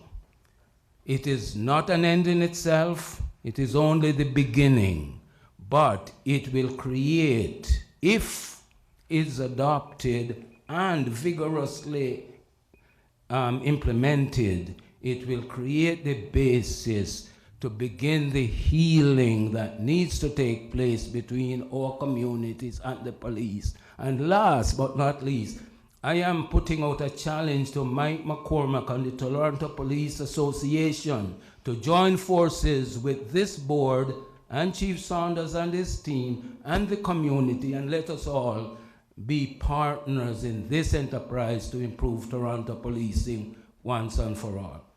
Thank you. Thank you very much for your submission and for joining us. Thank you for your comments. Colleagues, any questions? Mr. Gilliam, thank you very much for coming.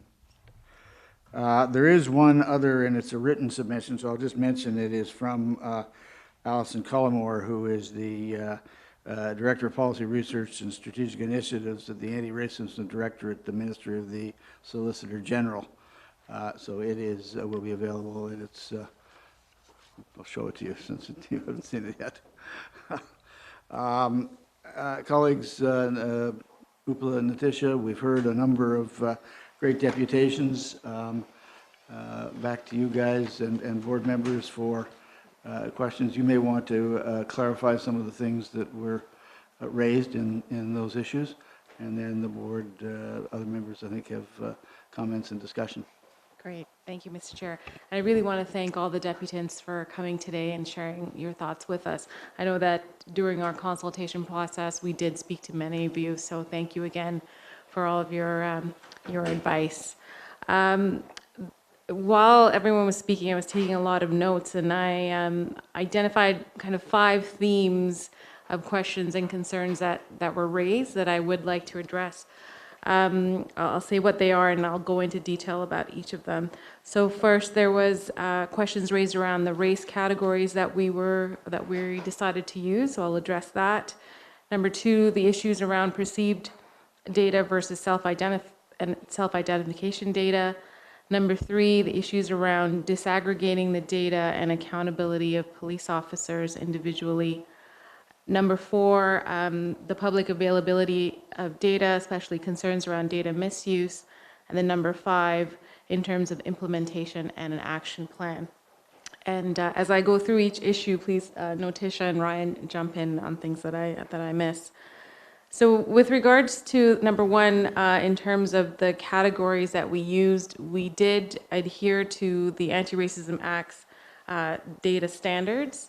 And so those categories came from those data standards, and they reflect what's collected in the census. And so that's where that information came from. We want to ensure that alignment because that is the Anti-Racism Act is a provincial piece of legislation. Any other thoughts on that? Okay. The piece around number 2, the perceived versus self-identification data. This was the subject of a lot of deliberation at our anti-racism advisory panel. And I think we've heard today too, there's a lot of discourse around this and very different opinions about perception data versus self-identification data. And so we understand with regards to measuring bias, perception data is very important, right? But when collecting perception data, meaning that when the officer uses their own perception of the individual to collect the data, we are only measuring bias.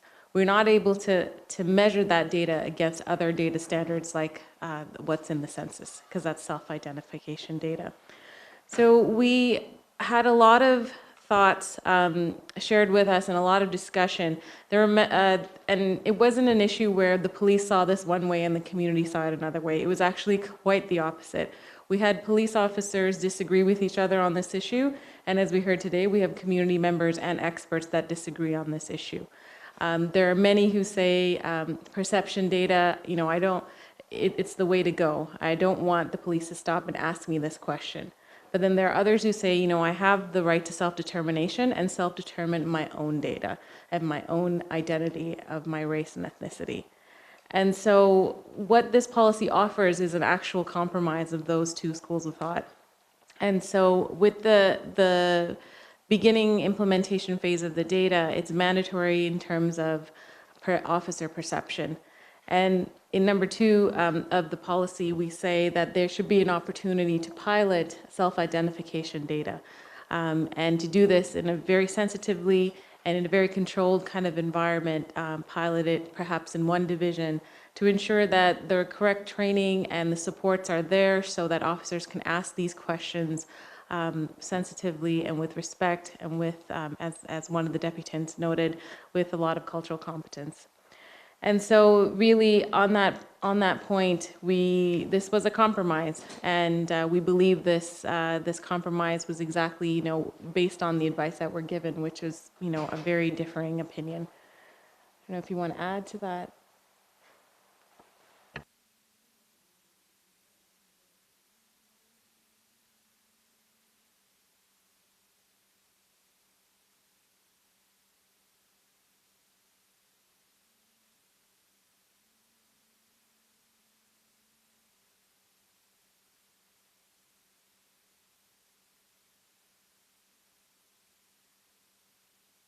I am also hoping that the Community Advisory Committee has the ability to also engage with the policy to ensure that it's very fluid and flexible, and can also speak to the issues that come up specifically in the community where we may need to tweak and advise and revise the policy.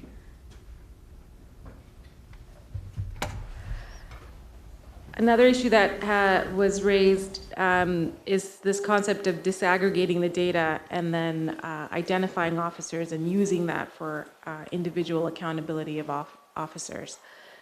With regards to disaggregating the data, the policy is kind of silent on this issue, and we'll really leave it up to the chief in his decision with his team around whether that the information that they're collecting can be disaggregated.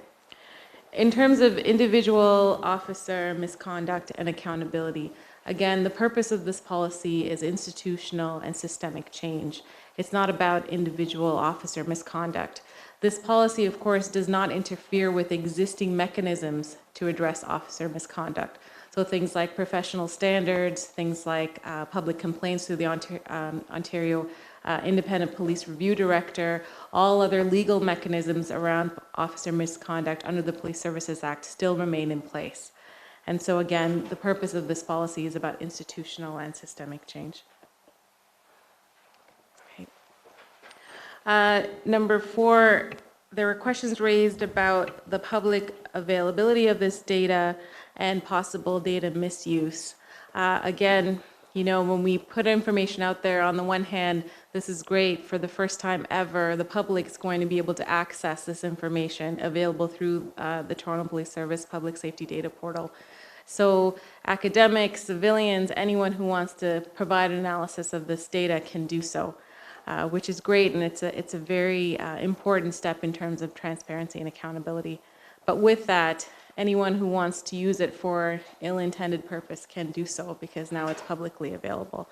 And to help mitigate the risk of this, the policy does recommend the establishing of a community advisory committee, and we've specifically stated that that community advisory committee engage the most affected communities, so racialized communities, the African Caribbean Black community, Indigenous communities.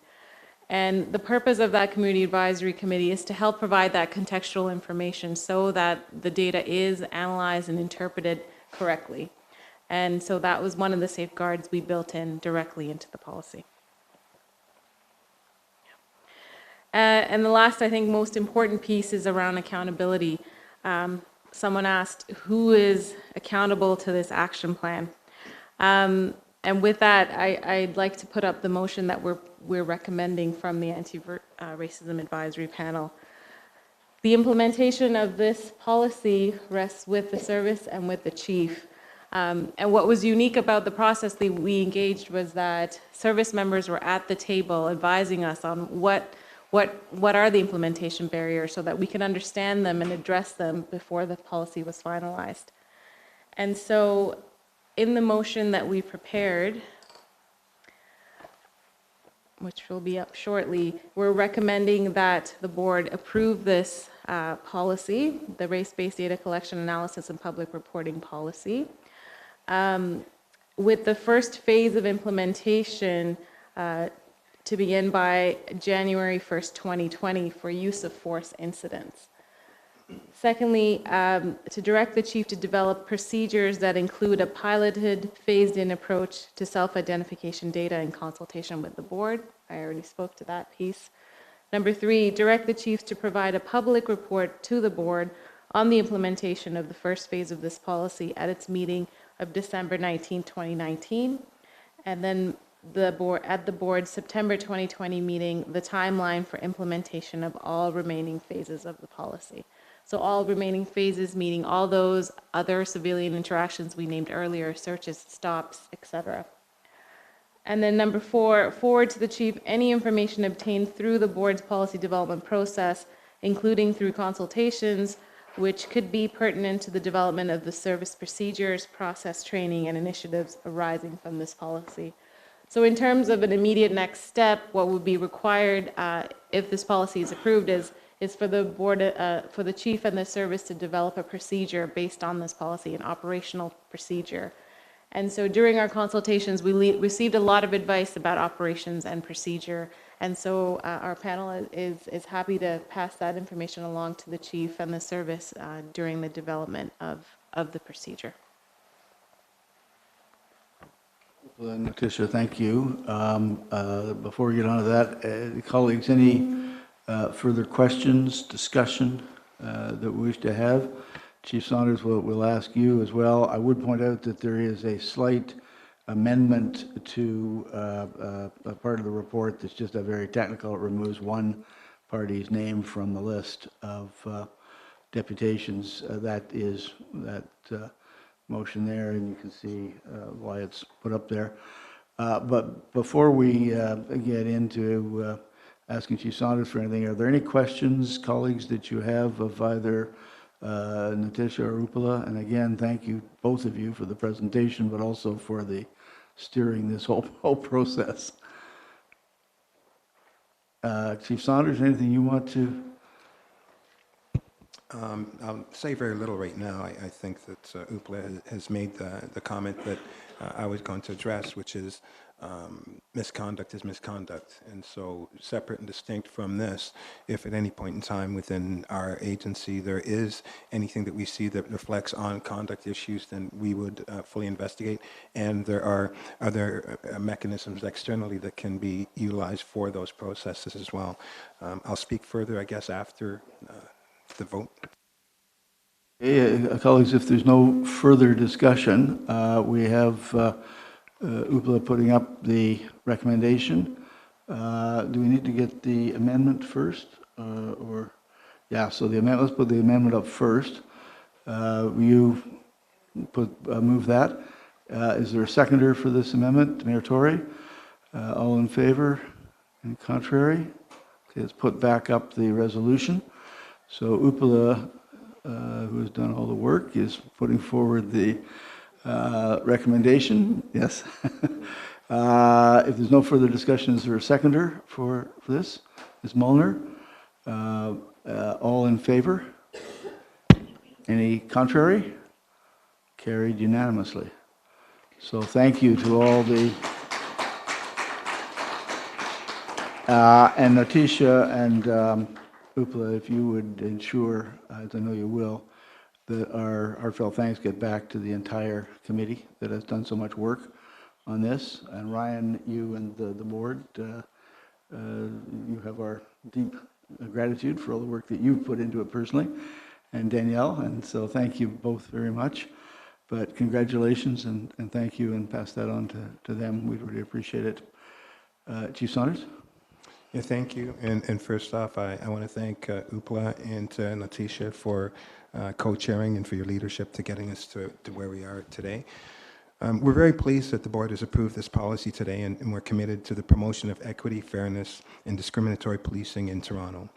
In fact, we began working on our strategy to guide the organization in supporting the Anti-Racism Act over a year ago. This work continues, and we'll be engaging the community and our officers over the coming weeks with the objective of launching our new race-based data collection strategy in January of 2020. The purpose of this new policy and our strategy is to identify, to monitor, and to eliminate potential systemic racism. Collecting this data will allow us to analyze and report it. It will allow the service to be informed, to recognize trends, and to develop training and procedures to best equip our officers to do their jobs safely. With that, it will support our members in delivering intelligence-led, bias-free policing.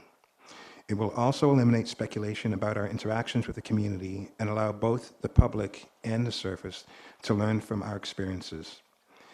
And while we will meet all of the requirements of the board's new policy, including the collection and analysis of data, transparent reporting on findings, and the development of action plans, I'm pleased to advise that we will go one step further. When we implement the strategy, we will be adding level 3 searches in order to address what we have heard from the Golden Rule report written by the OIPRD. Our strategy will be led by our Equity, Inclusion, and Human Rights Unit, which we have developed over the last year and have carefully staffed with considerable subject matter expertise. With over 4,000 police agencies collecting race-based data worldwide, we will also learn from their best practices to inform the implementation of our strategy. This is a pivotal point in the history of the Toronto Police Service. Our work today to incorporate an anti-racism approach to our policies and procedures will have far-reaching and progressive impacts for generations to come. Our modernization plan, The Way Forward, calls for us to meet the needs of a complex city, embrace partnerships, and be where the public needs us. And our core values directs us to do the right thing and connect with compassion. I'm confident our new strategy meets all of these principles. We will continue to develop a modern police service that is consistent, transparent, inclusive, and community-focused. Thank you. Thank you, Chief Saunders. Any further questions or discussion on this? If not, again, thank you and congratulations to everybody. Can we move on now to item number 3, which is the dashboard?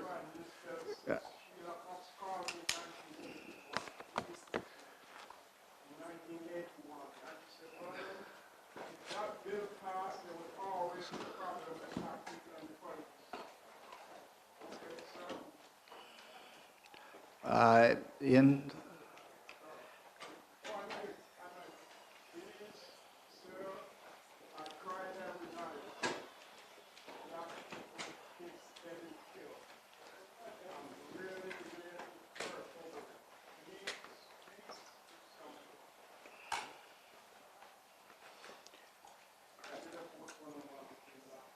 Ian, over to you.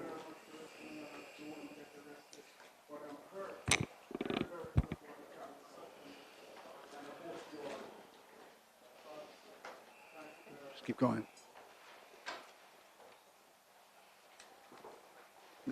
Is the dashboard up?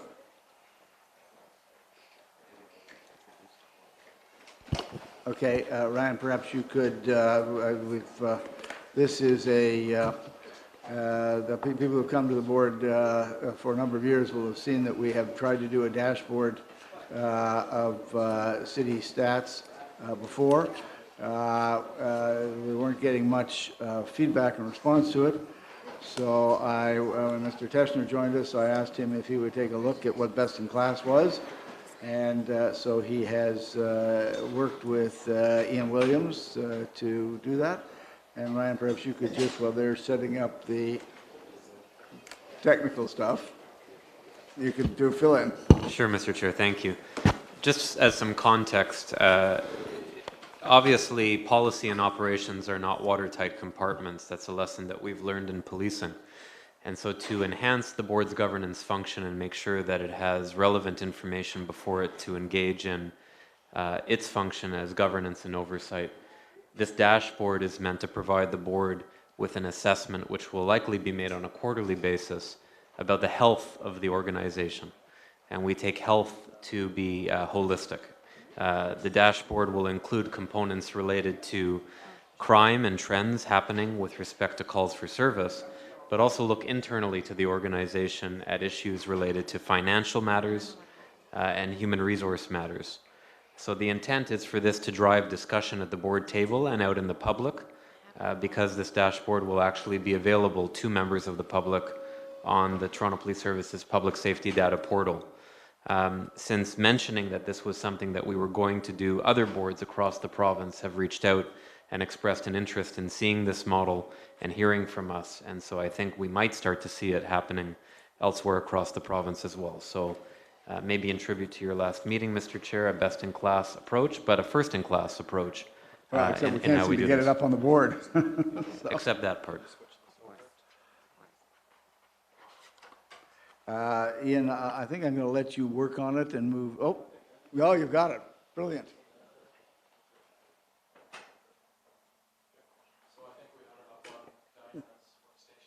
Thank you.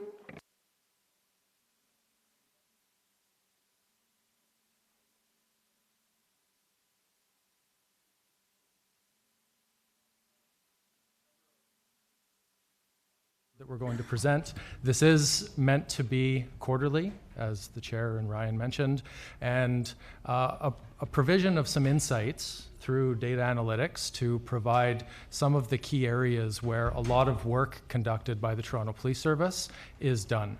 And so the first area that I will cover is calls for service. So importantly, a 2.3% increase in emergency calls, which have been attended by Toronto Police Service members, and a decrease of about 4.3% in non-emergency calls. This is important because strategically, the service's modernization has driven an emphasis towards primary response for emergency calls and a shifting of non-emergency calls for those frontline members.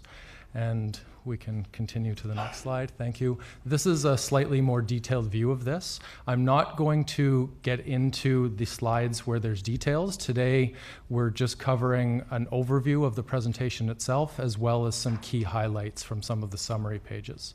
So our next slide covers, importantly, persons in crisis. This is a subject which we know comes up regularly and has been increasing in terms of the amount of workload placed on the organization. So from a public safety service delivery perspective, we have been seeing year over year an increase in the number of events or calls attended by members of the Toronto Police Service for persons in crisis. This slide demonstrates an overall 5% increase, and notably for persons in crisis and overdoses, predominantly we're seeing a 36% increase in that space. That is year over year compared to last year. So importantly, we've seen this over quite a number of years now and continuing that trend. For the persons in crisis call, although it's only an increase of about 2% of calls attended, the workload that 2% reflects is almost 10,000 person hours. So officers spent so far this year 10,000 more hours on persons in crisis calls than they did last year. And that trend is something that also has been increasing year over year for a number of years. And so from, again, a police service delivery perspective, that's really important because of the resources allocated towards addressing that as a challenge. So we know that persons in crisis calls require at least 2 officers to attend those. I'm just going to pause because I think given the nature of this, if we wait till the end of the presentation, people have forgotten the specific area. And Uppala, you had a question you wanted to pose. Thank you for that. And I really want to thank you in the way that you presented this information. I know I've raised concern in the past about the use of language in terms of describing this. And I'm so happy to see that we're moving away from the term EDP and using person in crisis. Language is so important and it matters. And I really just want to thank you for doing this, especially in the public reporting. Okay. The chief and our command team were very supportive of that. As we continue, so again, another detailed page, which I won't get into on this one, so we can move to the next page. This has a number of modernization initiatives. The one on the far right, which has the largest number that's likely jumping out at you, 99.6% decrease in the number of events requiring Toronto police officers to conduct crossing guard duties. This is one of the key modernization initiatives, moving that piece of work from a public service model outside of the Toronto Police Service. So this is no longer officers conducting that activity.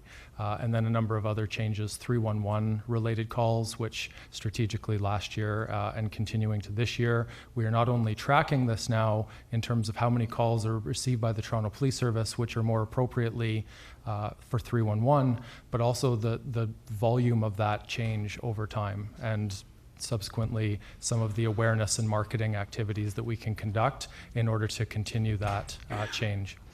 Online reporting, CISU are also 2 alternative service delivery models. So although there are decreases in those 2 categories, the CISU in particular, that's a category that we've only implemented that alternative response to the 911 emergency response model at divisions last year, so that we weren't collecting that data from a full year basis before that. So because we don't have year over year over year of this information, we expect there to be small fluctuations. And these also aren't large numbers as of yet. This is part of the modernization and part of the activities moving work away from the primary response model.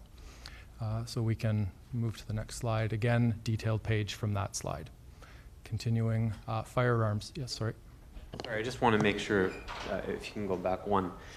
Even though they're negative numbers, is it fair to say that, for example, with 311, this suggests that 20.7% of calls that were otherwise coming to 911 are moving to 311? No, this in particular, so there's two ways to look at this piece of information. One is that there's a decrease in the diversion of 311 calls this year compared to last year. That's reflected by that 20.7% decrease. So this far in the year, it's gone down relative to where it was last year. That being said, the volume of calls in and of itself is reflective of the fact that the City of Toronto and the Toronto Police Service have strategically placed efforts to divert those calls away from the Toronto Police Service to more specific and appropriate organizations at the city. So that is a notable change. And the fact that we have any of those at all is notable. The fact that we're tracking that continuously and emphasizing that for the public is strategic and part of the modernization. Concurrent to that, we have the CISU numbers as well, which again, although they are down relative to last year, that is a new change that we've made as part of our service delivery model. And again, it's reflecting workload in its totality, which could be calculated as well in the number of hours that officers had previously spent doing that work from a frontline response model, and that are now moving to a non-emergency, more strategic model. So there is workload reflective in that change as well. Firearm seizures, so in this regard, important topic because of the efforts placed by the service in terms of seizing firearms. This number, which is so far this year, nearly 600 firearms seized. This would not include gun amnesty numbers, for example, which, as we know, there's been a gun amnesty this year. And I'd say quite high importance on this slide is the fact that more than half of the firearms seized so far this year in Toronto are handguns. Very important statistic in that regard. And then on top of that, we have a number of other categories of firearms seized. This again is the tabular data behind those highlights. Staff movement, this is an HR-related statistic and table demonstrating where change in the organization is occurring in terms of hiring, promotions, separations, reflected in the pie graph, as well as in the table. You'll see the top 10 changes so far this year in terms of staffing categories. The top one that you're probably noticing, in this case, it's students. Normally, the top change is constables. Both because of the hiring and separation, the total volume and proportion of the organization that group represents tends to be the number one. But in this particular dashboard, this quarter, we're seeing that students are taking that highest number. This will change over time as well and throughout the year. The operating budget, so you've received a more detailed version of this. This is from a previous board report, but demonstrating our total operating budget, as well as highlighting premium pay and tracking those over time, the actuals relative to the approved or planned. This, now that the quarterly presentation of this dashboard is established, it coincides with the quarterly variance reporting of both operating and capital budgets. So you will see as we continue that this data will reflect the board report content, and that cadence will be updated. This is again a more detailed version of the tables there. From strategic note, so one of the topical items that we wanted to present in regard to shooting events in totality, the service has seen a 3% increase in shootings this year compared to last year. And that is represented by a number of victims increased by 6%. What is probably the largest change this year compared to last year is the number of shooting deaths resulting from gun violence being down 31% compared to this time last year. And those are the overview of the dashboard from this presentation. Again, to provide you with the scope of that dashboard, this version is a PDF.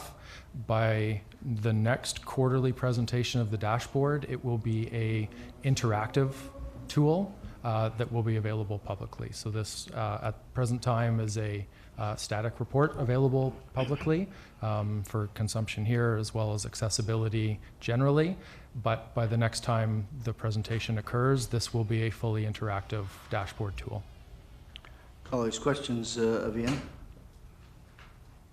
And again, colleagues, as I've done in the past, I urge you to take a very close look at this on a regular basis. As Ian said, it will be coming up quarterly, but particularly counselors, you are out in the communities, and you'll hear things. If there's things that you want reflected here, they can be added in. So we want to make sure this is as relevant as possible. But Ian, I want to thank you particularly for all the work that you've done, and Ryan for sitting down and reinvigorating this process. It's hugely appreciated. If there's no other questions, colleagues, we need a motion to receive the dashboard. Ms. Mulliner, seconded. Second, Mr. Jeffers. All in favor? Any contrary? Ian, thank you. Yep. Obviously, the ones who are ultimately responsible for putting this together, and the other colleagues of ours throughout the organization who contributed to sharing the information to make it available. Not a small amount of work, and certainly appreciated from, I think, all of our perspectives. Well, I think as you heard from Ryan's comments, a number of boards are already interested in this. I think it's a key, in fact, in any business, it's a key component of sitting down and making sure we understand what's going on. So you're right, it's you're just the face of a whole bunch of people that put it together, so please pass on that thanks on our behalf to them.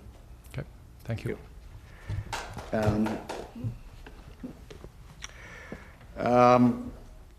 The next is the OIPRD, the Golden Rule. Chief Saunders, you have a presentation, and then there is some deputations.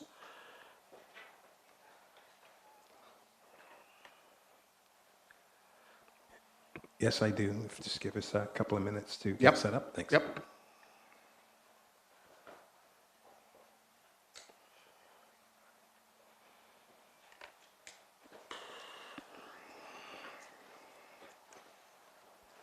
Superintendent Sinopoli.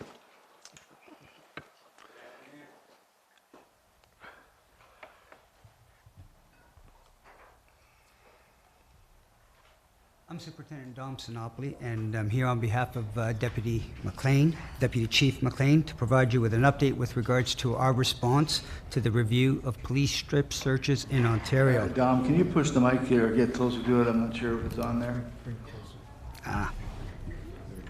This is an interim response to the review entitled Breaking the Golden Rule,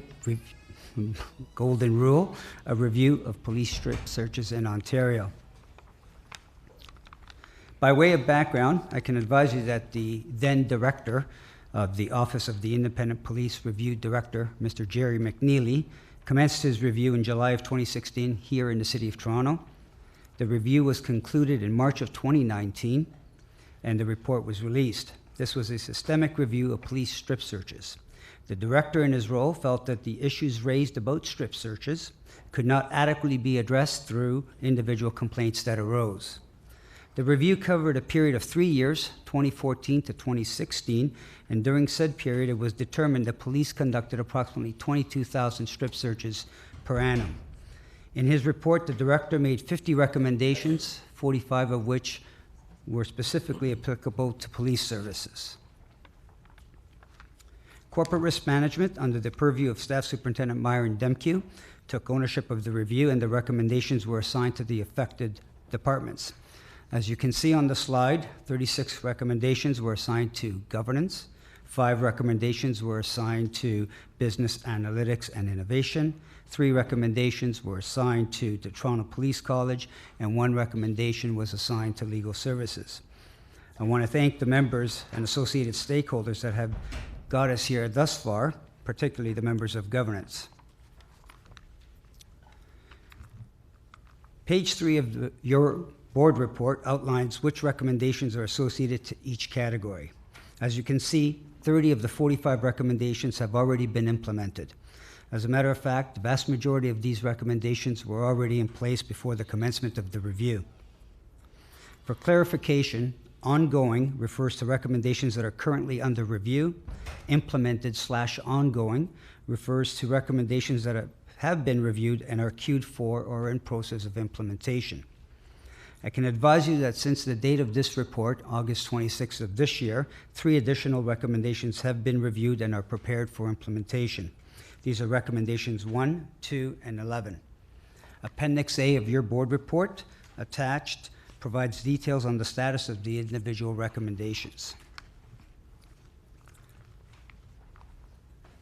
The Toronto Police Service has had directives on strip searches as early as 1990.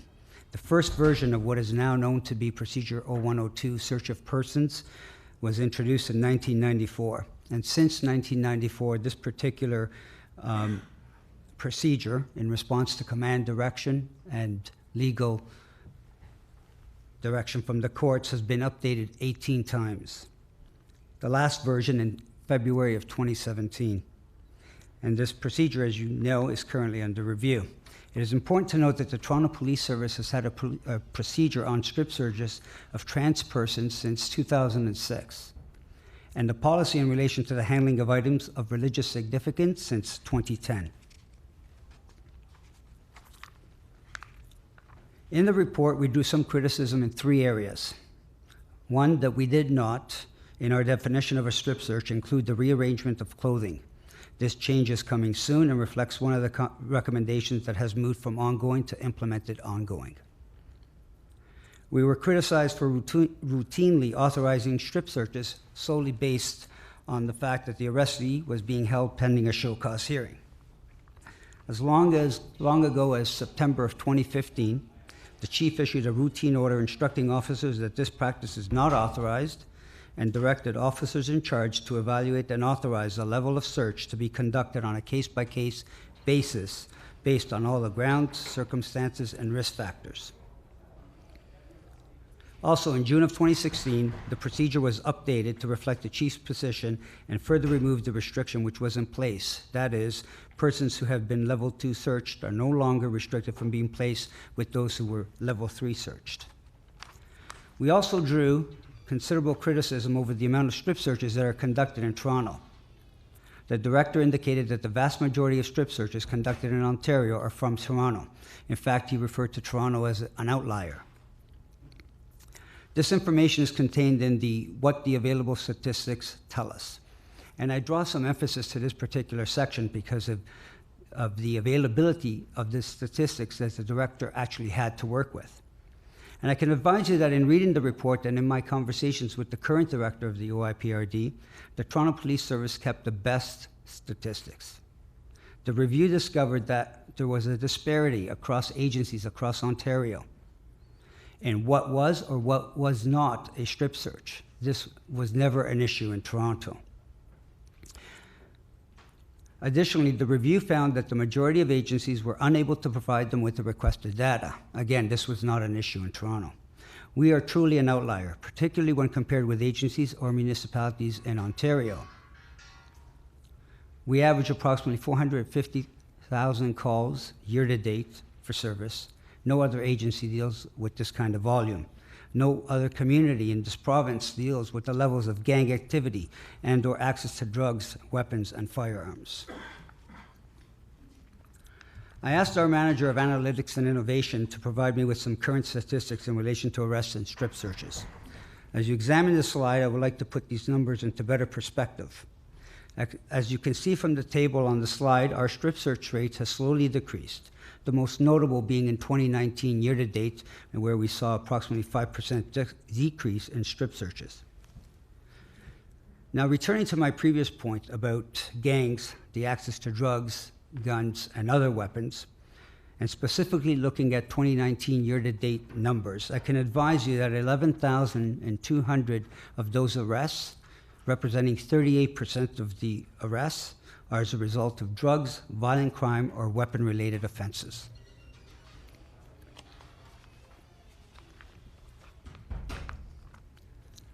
The TPS was recognized. We were recognized for clearly articulating and describing the different levels of search.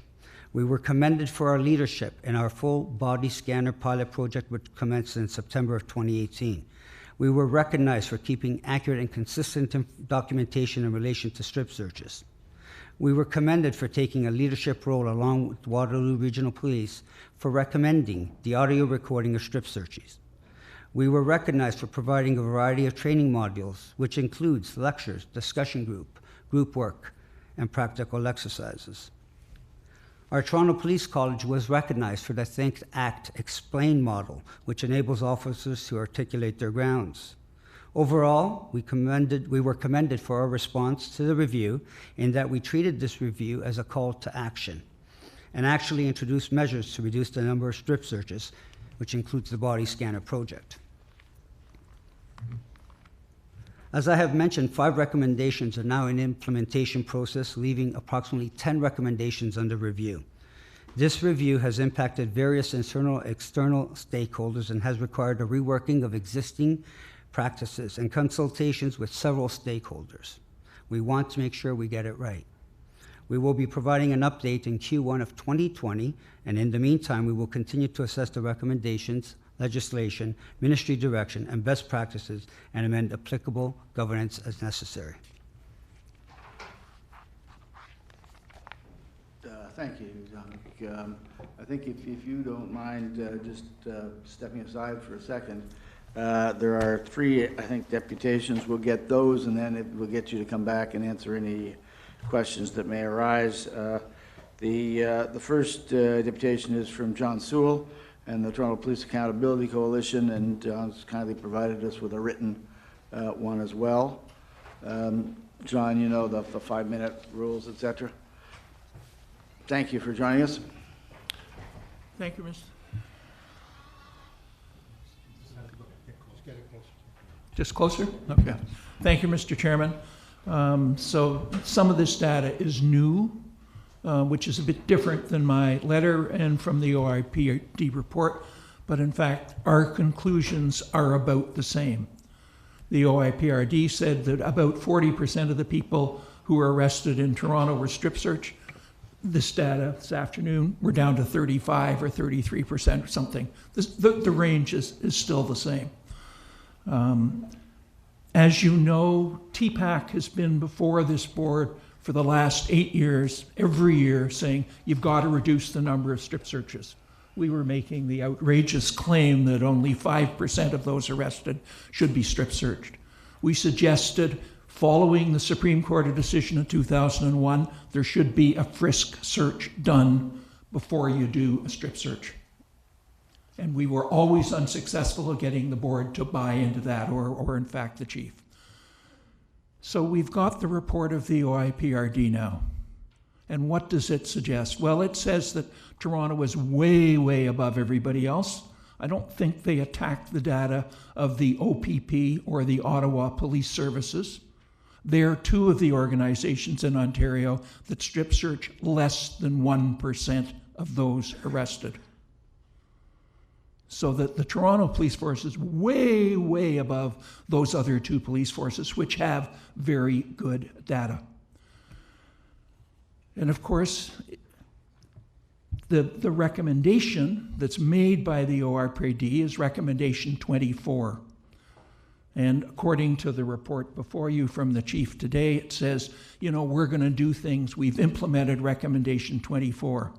Recommendation 24 of the ORPD says you frisk before you do a strip search. You have to show on a frisk that in fact a strip search is necessary. We know from the data collected by the Toronto Police that most of the things they find are things like earrings and lighters and keys, which you would easily find in a frisk. So the real question is, what do we do to get rid of this scandalous policy that the Toronto Police Service now has about the number of strip searches. Well, we think you go back to the Supreme Court decision in 2001 and say, have a policy that says you must do a frisk first.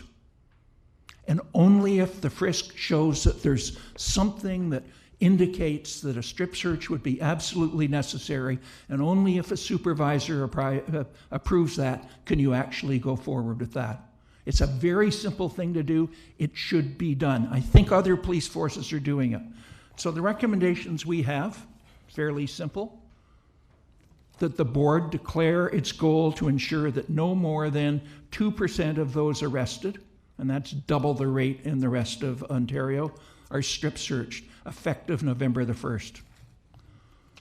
Secondly, that the strip search policy be amended immediately to require a frisk or wand search to be undertaken, and that only if it reveals that a strip search is necessary and after the approval of a senior commanding officer is given, can a strip search be undertaken. As I say, that's what the Supreme Court recommended in 2001. That's 18 years ago. Thirdly, the commanding officer and other officers who strip searches contrary to the new policy and the board's goal be subject to disciplinary action. And fourthly, that monthly reports to the board on strip searches by division be made to the board January until June of next year, just to see how we're doing on that. I think it's time the board really got serious about this and did something. Thank you. John, thank you very much. Colleagues, questions for Mr. Sewell? John, thank you. The next deputation is from Derek Moran.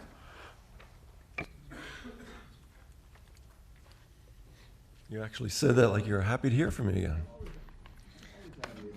Let the record show as person is defined as a corporation in the Legislation Act of Ontario.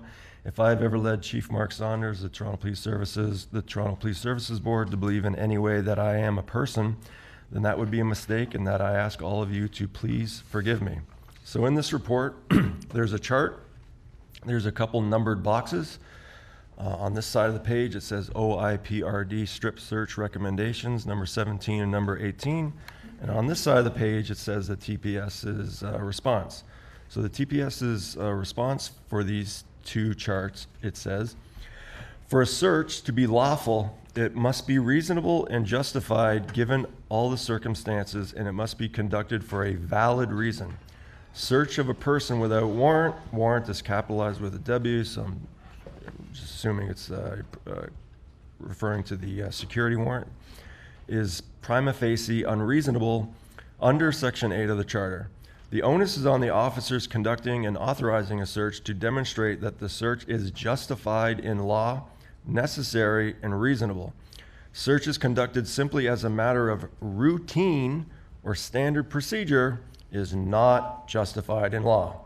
So the room's pretty much emptied out now, but for those who are interested, Hunter versus Southam, 1984, the Supreme Court of Canada said, Section 8 of the Charter guarantees a broad and general right to be secure from unreasonable searches and seizures, which extends at least so far as to protect the right of privacy from unjustified state intrusion.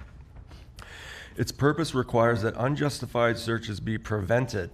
It is not enough that a determination be made after the fact that the search should not have been conducted. This can only be accomplished by a requirement of prior authorization. Accordingly, prior authorization, where feasible, is a precondition for a valid search and seizure. It follows that warrantless searches are prima facie unreasonable under Section 8. The party seeking to justify a warrantless search bears the onus of rebutting the presumption of unreasonableness. R versus Clayton, 2007, Supreme Court of Canada. These common law powers were described by, Justice Doherty in his reasons with great clarity, requiring no further refinement here. The power of the police to detain for investigative purposes in some circumstances and the power to search as an incident of arrest are two of the better known examples of the exercise of the common law ancillary police power. There's a little known case called Langenfeld versus the Toronto Police Services Board, 2018. The Superior Court of Justice said, I think this is Justice Copeland. I highlight a number of key aspects of Chief Justice McMurtry's report. However, when warrantless searches must be carried out on a regular routine basis, the police are acting more like full-time security guards, and there should be specific statutory authority provided to give such powers. Comment to paragraph 47 of the report. In recommending specific new legislation to address courthouse searches rather than the broad approach of the Public Works Protection Act, I guess Chief Justice McMurtry said, when warrantless searches are being done on a routine basis, it is advisable to have specific legislation providing peace officers with such power. I just, R versus Asante Mensah, 2003, Supreme Court of Canada said, in 1980, the Petty Trespass Act of Ontario was reformed, and the Occupiers Liability Act of Ontario was enacted in order to facilitate prosecutions and increase the protection of interests of rural landowners. This is Musa versus Hill Property Management Group, 2010, Superior Court of Justice, because there's been a lot of talk recently from the Court of Appeal about common law powers of the police. In his first institute, Sir Edward Coke wrote, "Reason is the life of the law. Nay, the common law itself is nothing else but reason. The law, which is perfection of reason." And City of Toronto versus Prince, 1934, Supreme Court of Canada, Mayor Tory might be interested. In the words of Lord Haldane in delivering the judgment of the Judicial Committee in McKay versus the City of Toronto, this corporation is not the creature of charter and as such endowed with capacity by the common law, but it is the pure creation of a statute just because, you know, they're doing unconstitutional searches down at, I don't know if Mayor Tory knows this, but they're doing searches at City Hall. Eric, thank you very much. Yes, indeed. Any questions for Eric? Eric, thank you. Thank you, Miguel. Miguel, I gather you're standing in for Chris? Yes, I am, sir. I'm Thank staying you. for Chris. 5 minutes. I'm standing up for truth. 5 minutes. He is being denied access because he's a threat to the building. Oh, before I go, can I ask that gentleman to vacate that sofa? That is disrespect. My sister, Dion Rene, was physical assaulted in the lobby. So that sofa is not there because this board like it. It's because of an accommodation. Would you care? Thank you. Thank you. Respect Dion Rene, please. She was sexually assaulted. That was the truth. Thank you. Thank you very much. So, there are a disturbing number of problems with the service interpretation of the OPRD's report, as provided in Appendix A. To this report from the Chief, this deceptiveness includes Recommendation 2. The OPRD recommendation addresses the justifications provided for such strip searches. The service review uses a deception to pretend it addresses that recommendation by revising the report's data labels to include the words strip search and body cavity search. The service ignores the OPRD's recommendation in the apparent hope that idiots will trust them. OPRD recommendation 4, meanwhile, directs public reporting of statistics, but the reality is that the public has, for years, been pleading with the board to compel the service to disclose the justification given for such strip searches, to address what the Supreme Court of Canada in Golden described as a disturbing trend towards strip searching detained persons as a matter of routine policy. But in the current board's inimitable ineffectiveness, there is still no rational explanation given why Toronto police sexually assault over 2/3 of those they arrest, while Canadians in the rest of the country are similarly brutalized. Recommendation 8. For our OPRD Recommendation 8, the services classify this a Toronto Police College matter, then naturally goes on to claim that the issue was dealt with in 2013. In reality, the service failed its own 2012 internal review, hasn't meaningfully reduced its percentage of detainees visually raped since writing yet another report a year afterward. And both the board and the service have demonstrated gross negligence in failing to do anything in the almost 8 years since. Meanwhile, the actual OPRD recommendation A is for police services, government, and oversight agencies, EI, police services boards, to identify areas of continuing concern and take measures to rectify poor practices and ensure accountability.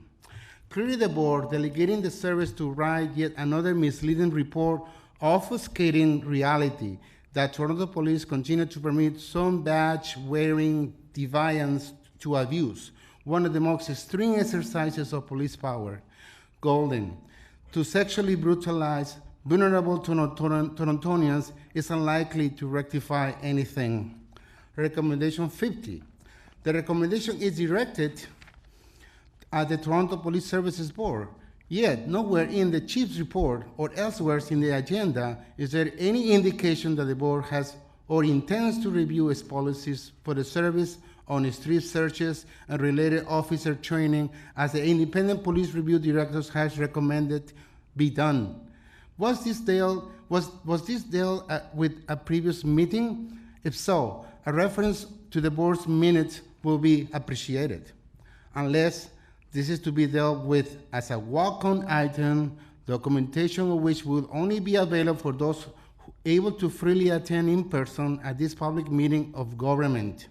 Can members of the public otherwise expect a report from the board on the results of such a policy review in some future board meetings agenda?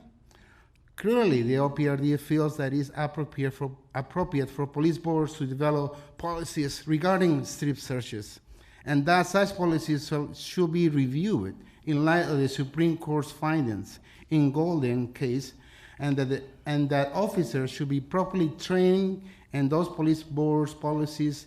This begs the question, what is the current status of the board's policy on strip searches? I have 30 seconds, Mr. Pringle. Shall I continue? As long as you can do it in 30 seconds. But I have 4 pages to read. No. This is Summarize. Summarize, Tracy. okay. I don't have the intelligence of Chris right here.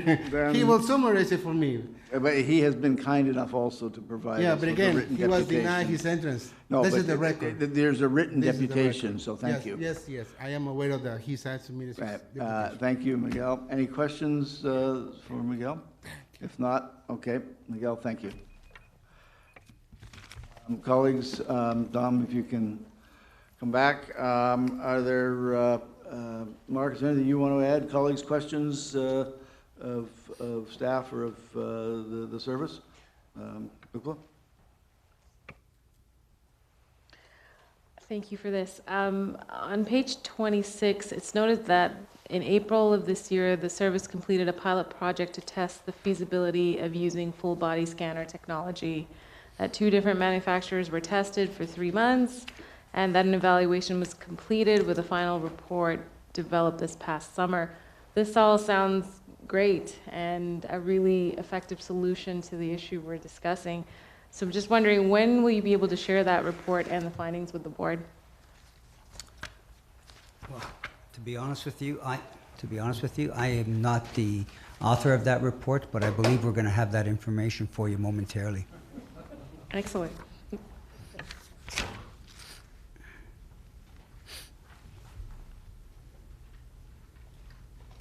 Sorry about that. It's in the works, and we'll definitely find a time frame in which we can talk to that. Part of this whole process is it's an evergreen process. We understand the sensitivities of this particular subject matter, and we've always taken it seriously, looking for new best practices, and we've done a tremendous amount of research. The scanning process has shown that it comes across less intrusive. The other end of that, it has to be a willing participant that will allow that to happen. So As we continue to progress, we'll definitely submit that report of what our findings are. We've given a preliminary in the past, I believe, but we will continue to look at the expiration, the size, the cost, and a lot of other factors that are involved in it. But it is an approach that we've seen some very positive feedback, not just from the people that have been searched, but also by the frontline men and women who, to be quite frank, don't enjoy this portion of police work. But we have that responsibility of ensuring that we are going to protect everybody that is kept under our care. And so working on changing some of the procedures and the wordings has been an evergreen process since I've taken this seat.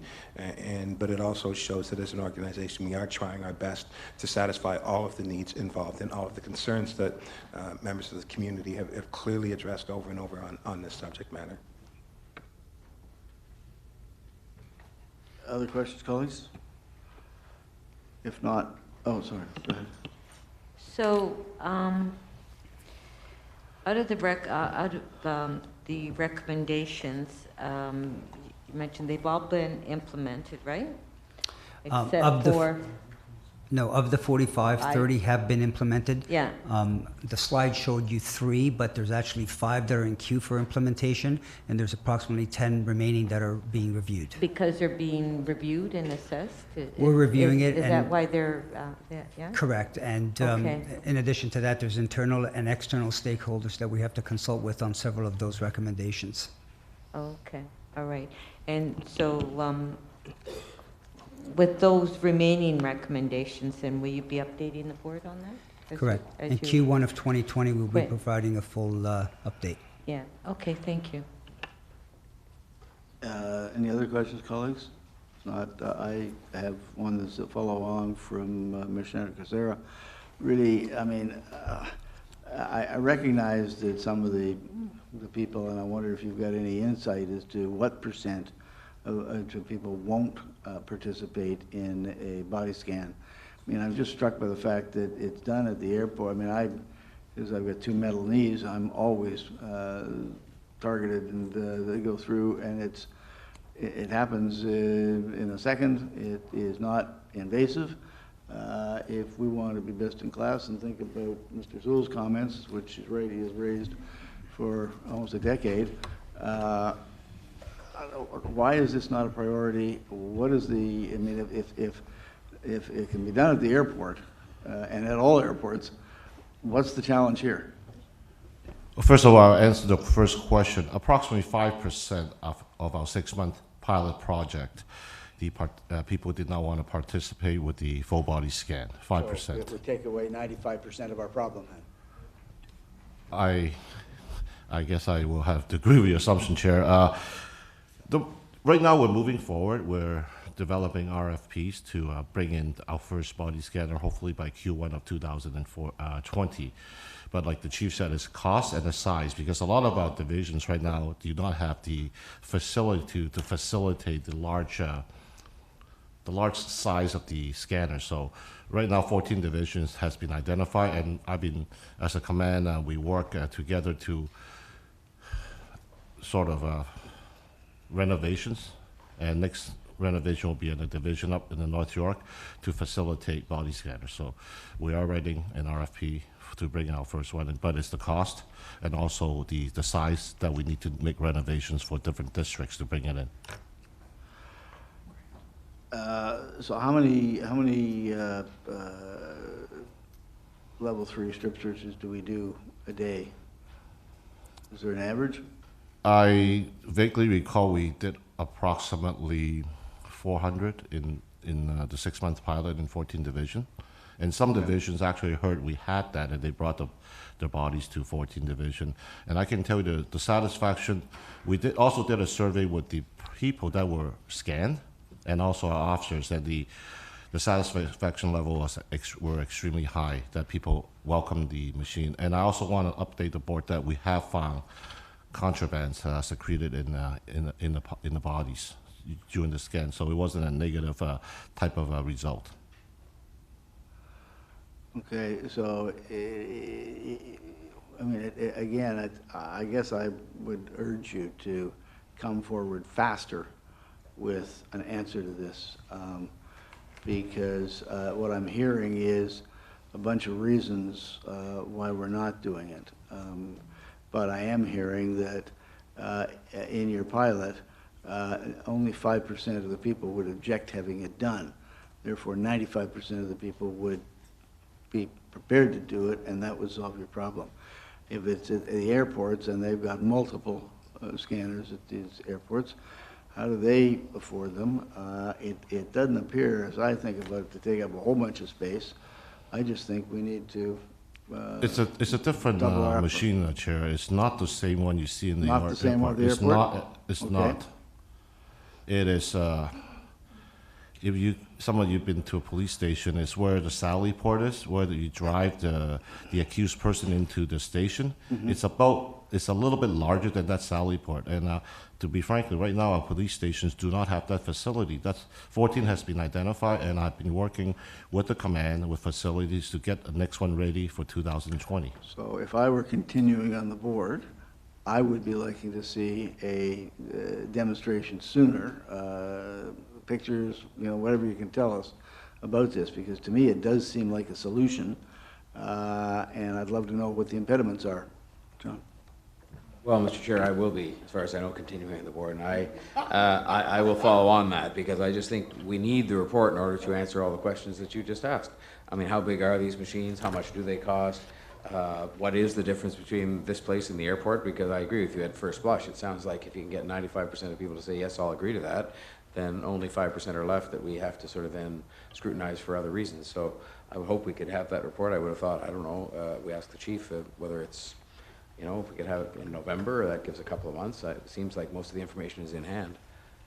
Yeah, we'll fast track on presenting to the board the findings of what we've done and where we'd like to go. So yes, Councillor. Yeah, just on that point, I agree with the Mayor. Maybe if we can get a cost and which divisions, I mean, you say it's it's not like the airport, it's bigger, right? So maybe if we know what divisions could accommodate it and which divisions can't, because the ones that can't, then obviously there'll have to be renovations done or whatever. But if we can get that. Sure, we'll include that in our report and our findings. Yeah. Yes.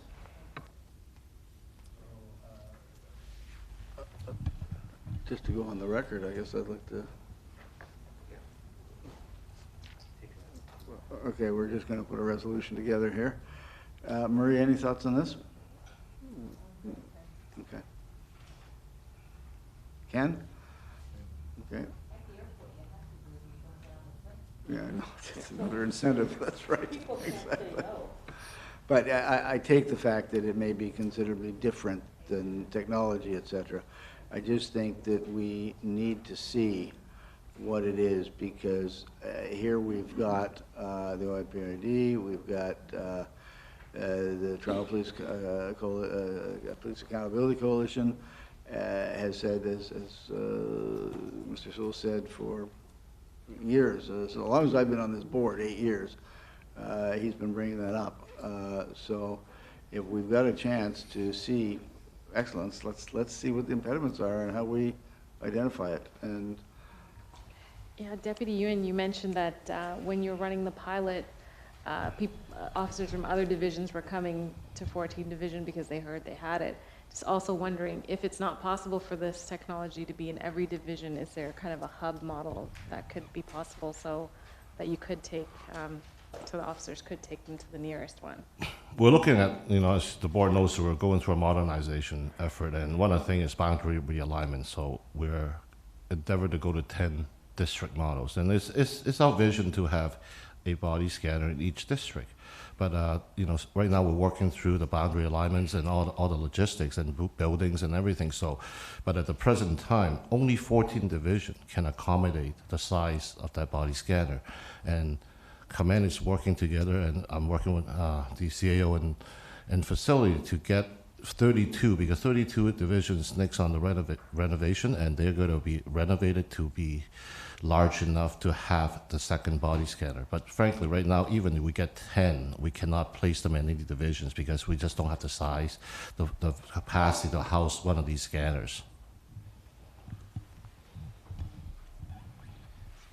So just based on your recollection of 400 in the 6-month period, that's kind of 2.2, you know, so if we had one, or if we had two of these things located strategically in divisions, if you wanted to strip search, you could take, you know, drive someone in a car over and do it, you know, it'd be ideal to have one in every division, I agree.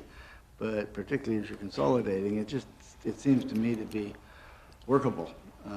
So, you know, as I say, if I were continuing on the board, I would like Mark a you know, a full report as to, you know, how we can, because so much of the modernization is about leveraging the technology to get best results. You know, here's an opportunity, it seems. Ryan, how are you doing? Yeah, we will work with the board, we'll present, and we'll figure out what the best steps are to go forward. Yeah. I ask 60 days. We're going to November, that's 60 days. Thank you.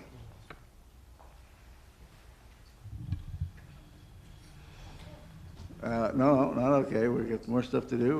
We're waiting for a resolution here to be put up on the screen. Okay, the form. Yeah, okay.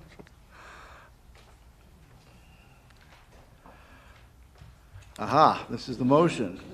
The chief report back to the board in the November 2019 public meeting with a report concerning the results of pilot project, body scanner technology and police divisions as an alternative to level 3 searches.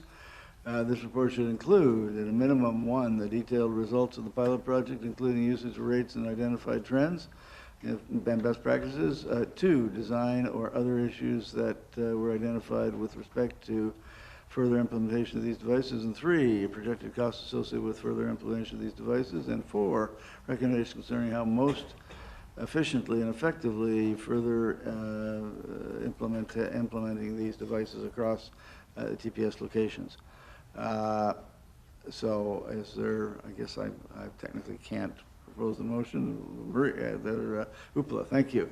Marie, do you want to, do you agree with that? Do you want to second it? Thank you. Any discussion further? Mark, you're comfortable with that? All in favor? Any contrary? And I guess we need also to receive the report and the deputations. So can Uppala and Marie, if you would be kind enough to do that as well. All in favor of receiving the report and deputations? Any contrary? Carried. Thank you. That takes us to item number 7, and there is a deputation on that, and it is Miguel. Special constables. 5 minutes. 5 minutes.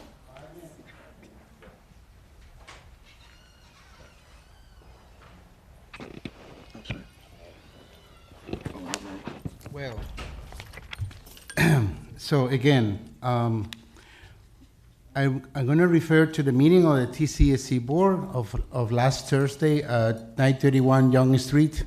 Oh, by the way, I heard 931 Young Street is going to be up for sale. That's a good idea, Mr. Mayor.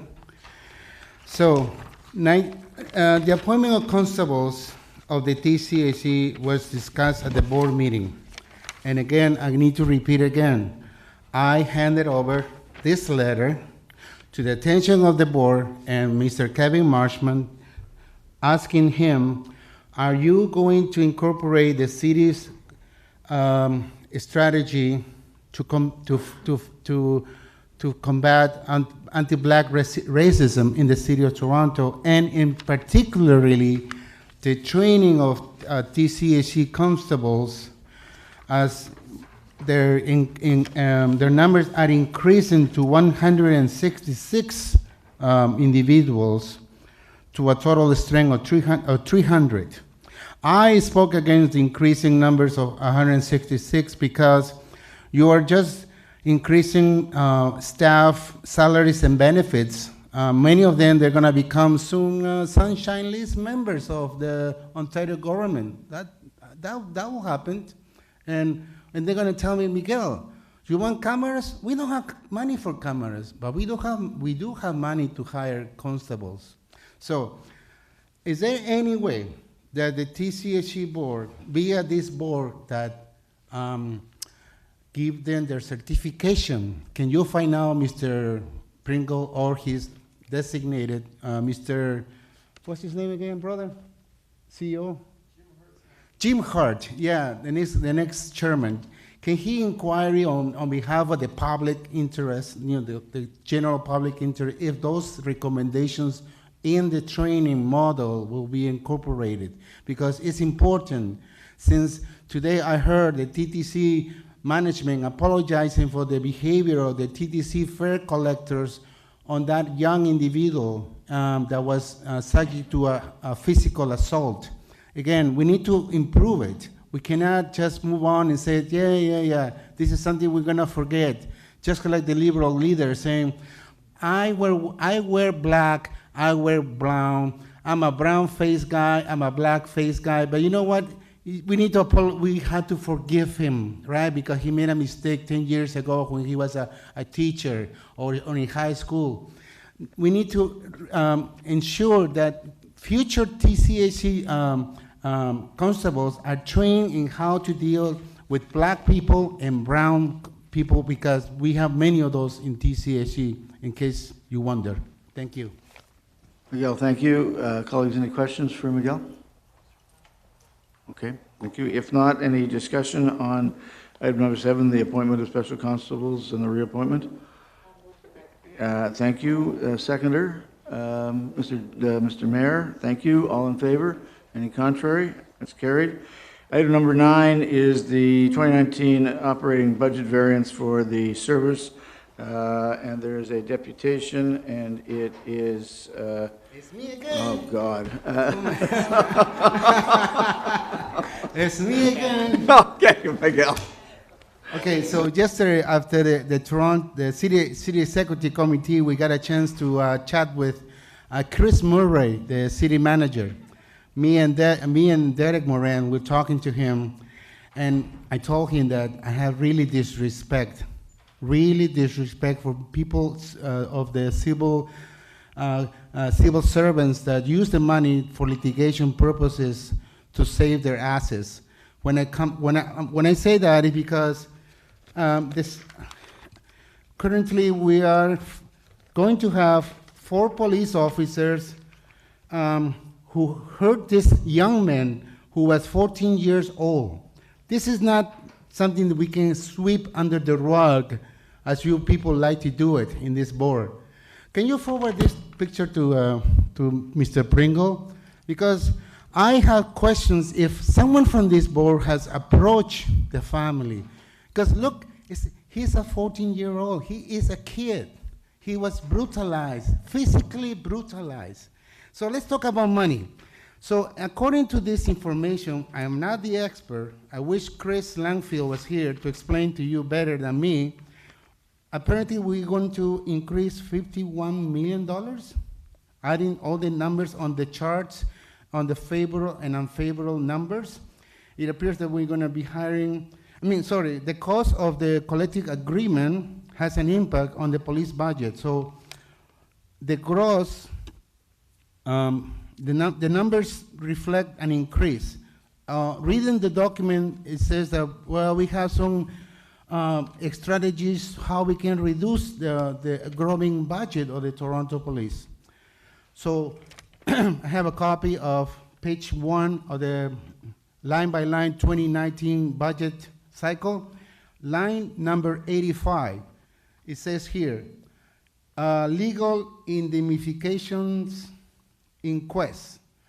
In 2019, the amount is $1.681 and 539 cents. So $1,681,000 of Toronto taxpayers. This is a chart that we are. I showed this before yesterday. I can't stop telling the people how much we pay for the Toronto police services on your regular property tax bill. We paid $703 compared to what we pay for child services. We pay only $59.29 from Toronto taxpayers. And on top of that, we are giving them to stay home 1 year while their cases are being dealt in the court services, that is a real shame. And again, how is it possible that we are going to, moving forward with the modernization of the Police Services Board, the budget, when we are asking again the city, please give us more money so we can save money? I don't understand the logic. Please, somebody explain me how are we going to save money? Why don't we just invest in our community? This is the way to do it. Invest on good jobs for the community instead of investing on salaries and benefits. Councilor Nunziata has said yesterday, and she has repeated at the budget committee, that when she goes into her community, people tell her that they need to spend more money on policing. Have you ever told your residents, Councilor Nunziata, about the cost of policing in the city? Before they make informed decisions, you need to advise your residents. This is the bill. This is the total bill, $996.9 billion. That is something that we cannot afford. I think we should move forward to privatize these police services, or find other venues to decrease their service budget, because this is unattainable, realistically unattainable. Thank you. Thank you, Miguel. Colleagues, questions for Miguel? If not, no okay, questions. thank you. Colleagues, any further discussion? Tony, have you got any comments on yes, Councilor Nunziata? Okay. Colleagues, no further discussion, no questions. So Councilor Nunziata has moved it, Mayor Tory has seconded it. All in favor? Any contrary? That's carried unanimously. Thank you. The next item is number 14, and there's one deputation on that, and it's Derek Moran.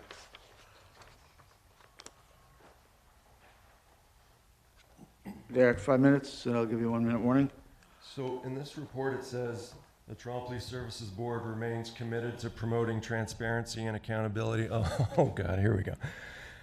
In the area of finance. Okay, so remember you said that though, because tomorrow and maybe today, I'm going to be sending an email to Diana, your board administrator, in regards to someone making a deputation. What's the definition for person used by the board? So in the Bank Act, it says, Section 13, this act is the charter of and applies to each bank.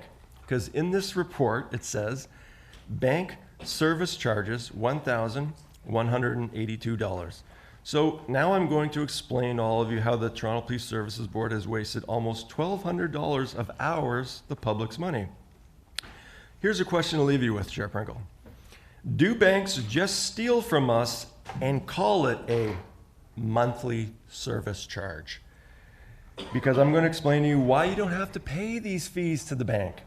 Section 440 of the Bank Act says, a bank shall not, directly or indirectly, charge or receive any sum for the keeping of an account unless the charge is made by express agreement between the bank and a customer or by order of a court. And really, what customer would ever do that? Section 457 of the Bank Act says a bank shall not, directly or indirectly, charge or receive any sum for the provision of any prescribed products or services unless the charge is made by express agreement between it and a customer or by order of a court. And I know you all have a bank account, and let me just say, you're welcome. I just want Chief Saunders to know that I'm glad I can crack up Councilor Nunziata sometimes. I want Chief Saunders to know that if 53 Division gets a phone call in the near future from one of the banks at Yonge and Eglinton saying I'm threatening their customers and staff, that it's not the case. What's really going on is that I'm trying to get them to continue honoring sections 440 and 457 of the Bank Act, as the previous two branch heads did for me. As the newest branch head, however, has informed me they're not going to do it anymore. And if I continue pursuing this, that they're going to cancel, delete my account. I had a banker once admit to me begrudgingly, when I explained to him that a bank's ability to create credit is based upon how much the bank has on deposit at any given time from the people who deposit money into their account with the bank. As Chrysler creates cars and McDonald's creates Big Macs, then what does a bank create? A bank creates credit. But it can't do so without your deposits first. But remember, you had to go to work first to make that money that you then deposit into the bank. The bank then literally creates credit from your labor. A bank's ability to create credit is based on your labor. It's because of how banks create credit that based on your deposits that you put into your account, that you're the ones actually providing the service to the bank. We're the ones actually providing the service to the bank. Without us, they'd have no way to create credit for themselves to loan out to borrowers and reap all that free interest they charge to the tune of like $2 billion in profit a quarter. So, to refresh Chief Saunders' memory on section 423.1 of the Criminal Code, intimidation. Everyone is guilty of an indictable offense and liable to imprisonment for a term of not more than 5 years, or is guilty of an offense punishable on summary conviction who, wrongfully and without lawful authority for the purpose of compelling another person to abstain from doing anything that he or she has the lawful right to do, or to do anything that he or she has a lawful right to abstain from doing, just in case it gets to that point. So this is from the Canadian Pioneer Management versus Labor Relations Board of Saskatchewan, 1980, Supreme Court of Canada said. All right, this is just not my opinion. Banks create credit. It is a mistake to suppose that bank credit is created to any important extent by the payment of money into the banks. The bank does not lend money. The borrower can, if he pleases, take out the whole amount of the loan in money.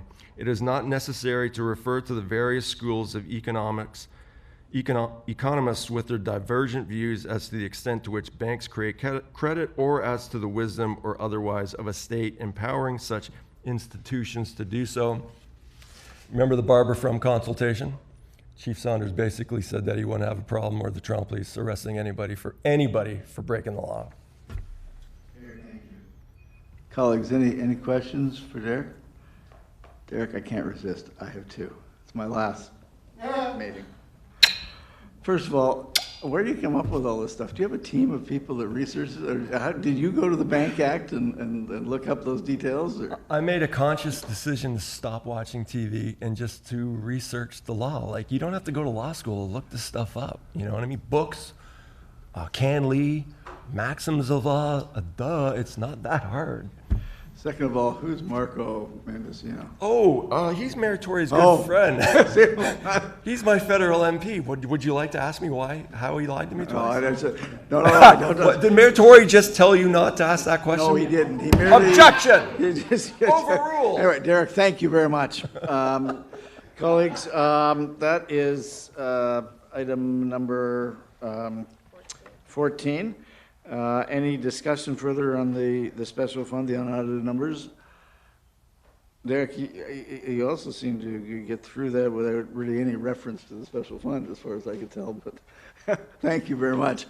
If not, may we have a motion to receive item number 14 and the deputation? Mayor Tory, Councillor Nunziata, all in favor? Any contrary? And the final item that we have left is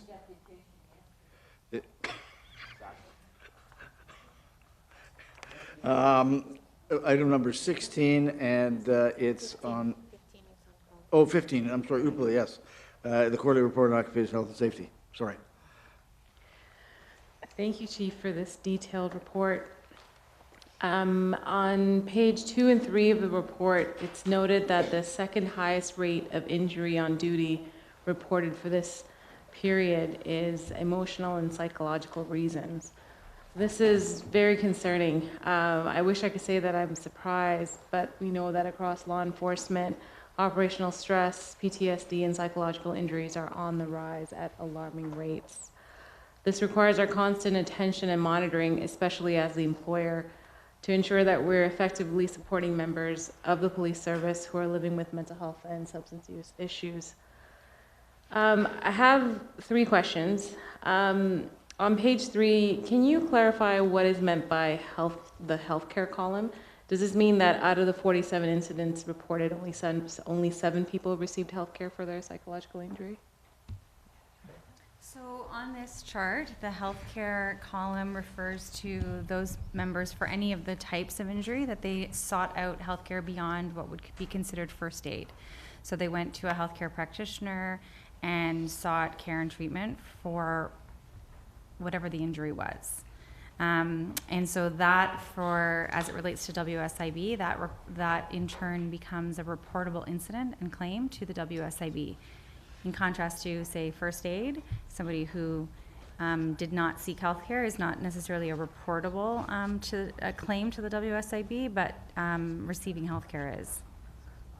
So I'm starting to understand that piece when it comes to mental health. I mean, there's mental health first aid, but I also note in the report several times it's mentioned that the increase in the reported cases of psychological injuries perhaps due to the Supporting Ontario's First Responders Act, which is a great piece of legislation and presumes that PTSD for first responders is caused by a work-related psychological injury.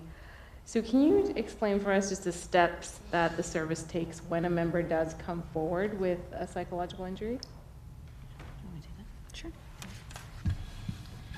So if it's a psychological injury, the first step is documenting it through our IOD process. We've also, when we look at it, it then initiates an investigation by a supervisor, of which one of the pieces of training that we use for our supervisors, and not just what we have in governance, but R2MR is one of the courses that we have been rolling out over the last couple of years to all our members. And to the extent of last month, the end of August, we've had 6,700 of our members, sworn civilian members, supervisors, senior officers trained in that. And so that's a piece. We work with the medical advisory services under our wellness unit. We also have a number of other means by which we provide support to a member, including our peer support members. And you mentioned psychological first aid. This year, as an initiative for our peer support and our critical incident response team, we are training them in psychological first aid. Other supports that we have, and this is where I have an opportunity to thank the board for their leadership, and that is the benefits that our members have. We have $5,000 worth of psychological services that the board has negotiated with the TPA and the SUE, and that I'm told the word I've heard is unprecedented. So again, the support that we have. As well, we have our 3 psychologists on staff. Again, thank you to the board, where we are now fully staffed with our 3, which was an increase to our wellness capacity in this case. And so they are actually going to be looking at increasing our program. So as much as we're talking about a reactive piece, we have put in place some proactive measures that are now our new psychologists will be blowing out more programs to be more proactive as well.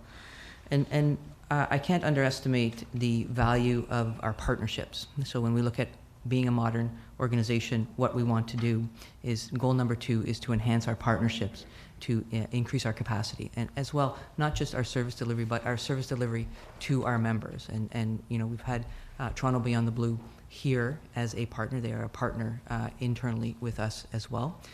In fact, you know, that is a very important piece, because there are some programs that our partners would do that our service just cannot do, and in some cases should not do. And in fact, on Saturday morning, not only is it for our members, but it is for our families. So Saturday morning, one of the things that our Toronto Police College does is arrange a family day for our new recruits and their families to come to the college. And we invite our partners as well, and we speak very much on health, resilience, and in particular psychological health. So while we may be seeing some of these numbers increasing, and of course that is concerning, but it is also, I believe, the result, there is a portion of that is the result of changing the conversations within our workplace. The fact that we have R2MR, so many people trained and are having these conversations. So there is a good news piece to this as well. Sorry, one other piece is when you're talking about somebody coming forward with an injury or related to work, I think the other piece is increasing our capacity to around offering modified work for people in the moment, as well as ongoing throughout the period of that injury. And I think we're seeking to kind of build our own sort of within the wellness unit and the claims management side, that the ability to kind of identify what would a modified return to work look like for a variety of different circumstances, but that also relies heavily on building capacity with our frontline supervisors and unit commanders and people in the field who can welcome, modified work in its various different stages, no matter what the issue is. So we are doing a lot of work there, which is exciting and definitely lends itself to support for those members. Awesome. Yeah, thank you. Thanks for providing that overview. I agree. I think on the one hand, it's alarming to see the numbers increase, but on the other hand, it means that people are feeling more comfortable and safe to come forward and say that they are psychologically injured. So it's interesting to interpret what the numbers actually mean. My last question is about page 6. I think I've raised this before in previous such reports. The number of short-term and long-term disability cases are listed. Just wondering how many of these are also due to psychological injury and whether you track that. So right now, we don't categorize the diagnostic reasons for people's absences. That's not to say that the information isn't in some form there. It's just that we have not yet got to a place where we can, on an aggregate level, put that together. I think it is definitely a best practice in order for us to be able to build strategies and solutions to be proactive to identify where we need to focus on health promotion and other activities like our benefit programs and so on, and see the benefit of, for instance, the psychological support in our extended health benefits over the course of time, seeing what does that look like in terms of absenteeism. But right now we don't have a way to tease that out in a way that is reportable, but we are working towards that. Okay, that's great, because in 2013, actually, the Mental Health Commission of Canada released a report on the cost of mental illness to the economy, and they used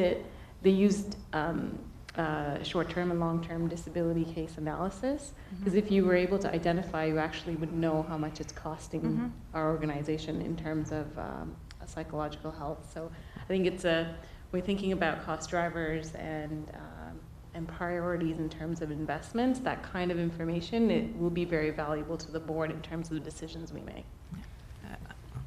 Absolutely, and that is all part and parcel, not only of our modernizing the HR function, but specifically with regards to our wellness, moving it from a primarily administrative claims administration piece, but to actually look at, those claims in bulk. What are the trends and what are the programs we need to offer to our members so that we can either get them back to work safely or to help them with their full recovery. So I appreciate the board approving the claims lead job description earlier in this package. Absolutely. Thank you. Thank you. Thank you, Uppala. Any other board members' questions on this? If not, Uppala, do you wish to move the motion to receive this? Seconded. Councillor Nunziata, all in favor? Any contrary? That's carried. Thank you. That brings us to item number 16, which is the quarterly report on CEWs. There's a written deputation. I see John Sewell is no longer here, so we'll take his written deputation. I would say, Chief, through you to the people involved, I thought that was a very well-written report. I really appreciated it. Mayor Tory?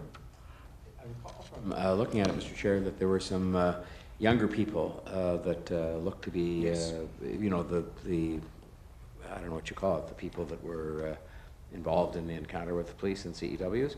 And I just wondered, we don't know how old people are when we encounter them in these circumstances, but I wondered, do we know whether, for example, the CEW is actually deployed on young people like that? Do we take account of that at all in the deployment? Like, are the officers trained in any way to distinguish between a younger person and somebody who's older? Yes, we do, Mayor, and Deputy McLean can elaborate a little bit more on that. Yeah, if draw your attention to page 10, where it says of there were 2 uses of the CEW on persons between the ages of 15. I can tell you that it's age 15 and age 11, and I can tell you in both of those situations, it was a demonstrated force presence only, and both of those young persons were in possession of a knife. So there was a heightened level of threat to the officer. And That's very fair. Now, if the demonstrated, presence, or was that what it called, demonstrated force, had not worked, it is the case that we would treat a young person that age. You say one was 11, I think, wasn't it, or 10? One was 11. In 11 the 10 and to 15 15 age group, that you'd use it. If that was necessary with somebody with a knife. I mean, a knife is a knife, I understand. But the answer is yes, or? Well, it certainly the officers are trained to react to what they are presented, and so they would have to react to the situation itself and what's going on. So. Thank you. And thank you for asking that question. I had the same question in mind. I really appreciate you sharing that information. I also want to say thanks to the Chief and to Deputy McLean for the level of detail in this report. Really appreciate you incorporating all of the extensive feedback that the board has provided on how these reports should look like. Thank you for that. Just wanted to go through some of the numbers. So on page 14, it's noted that during this reporting period, there were over 150,000 calls for service, and the CW was used only during 128 incidents, with full deployment only 23 times.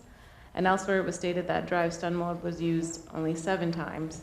It's also noted that during this reporting period, over 2,600 Mental Health Act apprehensions were made, and only 36 of those incidents involved a CEW. And it further stated that CEW was used in 1 out of every 1,249 attended calls for service. So in terms of all these stats, I just have 2 questions. Firstly, how are we contextualizing these rates? Because there is no year-over-year comparison here. And secondly, how do these rates compare with other police services who've expanded their deployment of CEWs to all frontline officers? I can tell you that there is not a year-to-year comparison because we did not deploy the CEW to frontline constables until May 15th of 2018. So this is still the quarter before we deployed them. So it's not, we wouldn't be comparing similar situations. The other piece is, for the purposes of comparisons, 2019 is actually our first baseline year. So when we look at further comparisons, then you'll start to see further quarters, you'll start to see the comparisons happening. Okay, that's great. On page 4, it's noted that the dynamic scenario training has been enhanced to further emphasize de-escalation and negotiation techniques. Can you provide some detail on that? Yeah, absolutely. This was one of the enhancements that we've made, much of the enhancements were reported in the previous quarter, which we reported at the June board meeting. Normally these are reported in the annual, but we did not want to wait. We wanted to show both the board and by extension the public that we are looking at the situations that we are seeing and modifying it almost in real time where we are seeing some trends. And so at a high level, one of the enhancements we've made is even to the scenarios that we use. A very Toronto-centric scenario at a supervised injection site. And so depending on how the officer approaches the situation, if the officer uses the staff that are there, the actors who are representing the staff, they can certainly get some pertinent information about the dynamics within the situation. If they use all the resources that are there, the situation will unfold one way. If they don't, it will unfold another way. The debriefing of the situation actually speaks to the social challenges, social issues that we are now faced as police officers. So it's not just what did you do in that situation, but there's a higher level conversation about some of the social dynamics that we will see in situations. So that's one way that we have improved our training. Excellent, thank you. Any other questions, colleagues? If not, may I have a motion to receive the deputation and written deputation and receive the report? Mayor Tory, seconded by Councillor Nunziata. All in favor? Any contrary? That was the last item. However, there is one brief other point of business. Can you wish to speak regarding a previous agenda item for the July 31st meeting? Yes, at the last meeting with the motion that I made regarding the Somali mothers, both board staff and the Somali mothers of Medinter are working on the details right now on the MOU. The mothers are meeting every Saturday morning, by the way, at 7 o'clock, and have consulted with me and others before. Now, what they are also doing is that I know they met with the chief to determine where they would like, consulted with you, I believe, Chief. Yes, not with regards to the MOU with the board, though, on separate and distinct issues. Well, they stated part of that had to do with the MOU. I don't know where the disconnect came from, but yeah, we've got notes to that, and I didn't speak to the MOU. Okay, they have been also looking at talking to other communities and other mothers, and they realized that the MOU would require a lot more work than they anticipated. And so what I know that both Ryan and Danielle are working with them. So I'm looking now at the October meeting for them to come back with some proposal regarding the MOU, working with staff. And I think Uppala had, with one of the appropriate members of both the Mental Health Committee and ARAP, they will be looking to talk to you to talk about getting them involved as well. So I anticipate next at the October meeting. Well, that's just an update of really a work in progress. That's what it is, yes. Okay, thank you. Colleagues, any other business, any other questions? If not, thank you very much. The next meeting, your next meeting will be on October the 22nd, 2019. Where will you be? Maybe on the beach. But may I please have a motion, Francis? Councillor Nunziata, motion to return? No. Motion to adjourn. Seconded by Mr. Mayor Tory. All in favor? Any contrary? Thank you very much. Uppala, thank you again. That was spectacular. So, well done. Thank you, Andy.